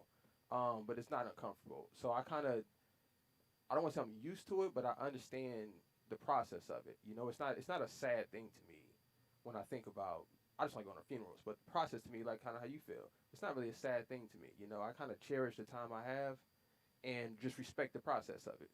Yeah, because we're all going to go through it. There's no escaping it. And it's shit that you don't have a choice about. You ain't really got a choice but to accept it and make the best out of it. So, you know, that's kind of how I look at the whole pot. So, in a nutshell. So after my son passed away, I would say probably within the month or something like that, I was at my business and I was walking through, and I got back to work really quick. I run a shop, and I was walking through, and I remember being by the second bay, right by the big door, and man, something just hit me. Boom! I mean, it was like energy. It was like but I sensed my son like so strong to the point where my knees buckled, and I held on, and I mean, tears came, and I was like, it just, I was like, man, I'm missing my boy, you know. And I went upstairs to my office, and I sat there, and in my mind, this is my mind working, and nobody's told me this, but I even though it freaked me out, I was like, okay, cool. You're just getting, you know, he's on the other side trying to figure out how to say hey to me, you know. So when I get, I remember my son all the time, even driving here, you know, he's sitting next to me in the truck, but it's just, those are memories that come up. That's just his reminder of good times. And so I just accept those, and I smile, and I'm thankful for them. You know, that's what you got to do. You can't get so blue and so depressed. I'm not the negative guy. I take everything to the positive. Right. Got to do it. And every day I try. I just continue to try. I do. So I want to say thank you to some of our sponsors for Telex watches. Yes. Also our brown sugar bourbon, BSB. Yes, indeed. And Serenity Optimal Nutrition, which is my own line of CBD products. Yes, indeed. Get y'all some gummies, man. Yeah, get those gummies. So on that note, I just want to thank everybody. Thank you, Manny, for coming. We have really thoroughly enjoyed you. You gave us some great insights, some dynamic information that I never would have thought of or anything like that. But now, when you know better, you got to do better. And we all should be educating ourselves on the things that you discussed here. So thank you for that, and thank you for sharing. Miss Dana, thank you so much for coming. You're welcome. I said, I'm going to call Dana. And I was like, no, she going to be there. Because I said, next time when you come to town. So thank you for coming, Dana. Thank you, Mr. Wanzer, my birthday twin. I appreciate your support. Thank you. And, of course, to Nick. Could not do it without you. Thanks for the conversation, Doc. This was we normally wouldn't have something like this on the rollout. So I know. This is much y'all can laugh the other times. Right, this is much needed, though. So thank you for the. I never cried on this show before. It was close though. You was close. Close. I seen you looking up. Well, I see a little water. My lip moved. He's about to break down. And of course, I cannot forget to thank Mr. Speedy. Thank you so much, sir, for giving me the opportunity and this platform. All right, and we're gonna take it all the way to the top. So with that, on that note, you guys have a blessed Sunday. Call a family member you haven't talked to in a while. Just tell them you love them. Do something nice. I gave my sister 2 of my Viking tickets to the game today. I don't know how much more nice I'm gonna be, but anyway, have a blessed day and thank you for joining us. See you next Sunday. I'll see you Monday, Wednesday, and Friday also. They get to see different sides of Dr. T. How unwrapped I am, right? But also, please, share the word. Let's support each other. Black business. Let's get it out there. It's only $5 a month. Gift it to somebody for Thanksgiving or for Christmas. 'Tis the season to give. All right. And make sure you guys go to saveourservicemembers.org, right? Yes. Thank you. And make a donation, man. One more thing. I almost forgot.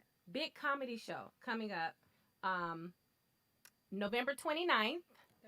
November 30th. I'm sorry, November 30th. Lord have mercy. Excuse November me. 30th at the Howard Hughes There you Theater, go. theater number 17, Yes. 8 p.m. Speedy will be hosting. Woo! Robbie Perron will be in the building. Woo! DJ Ron C will be spinning.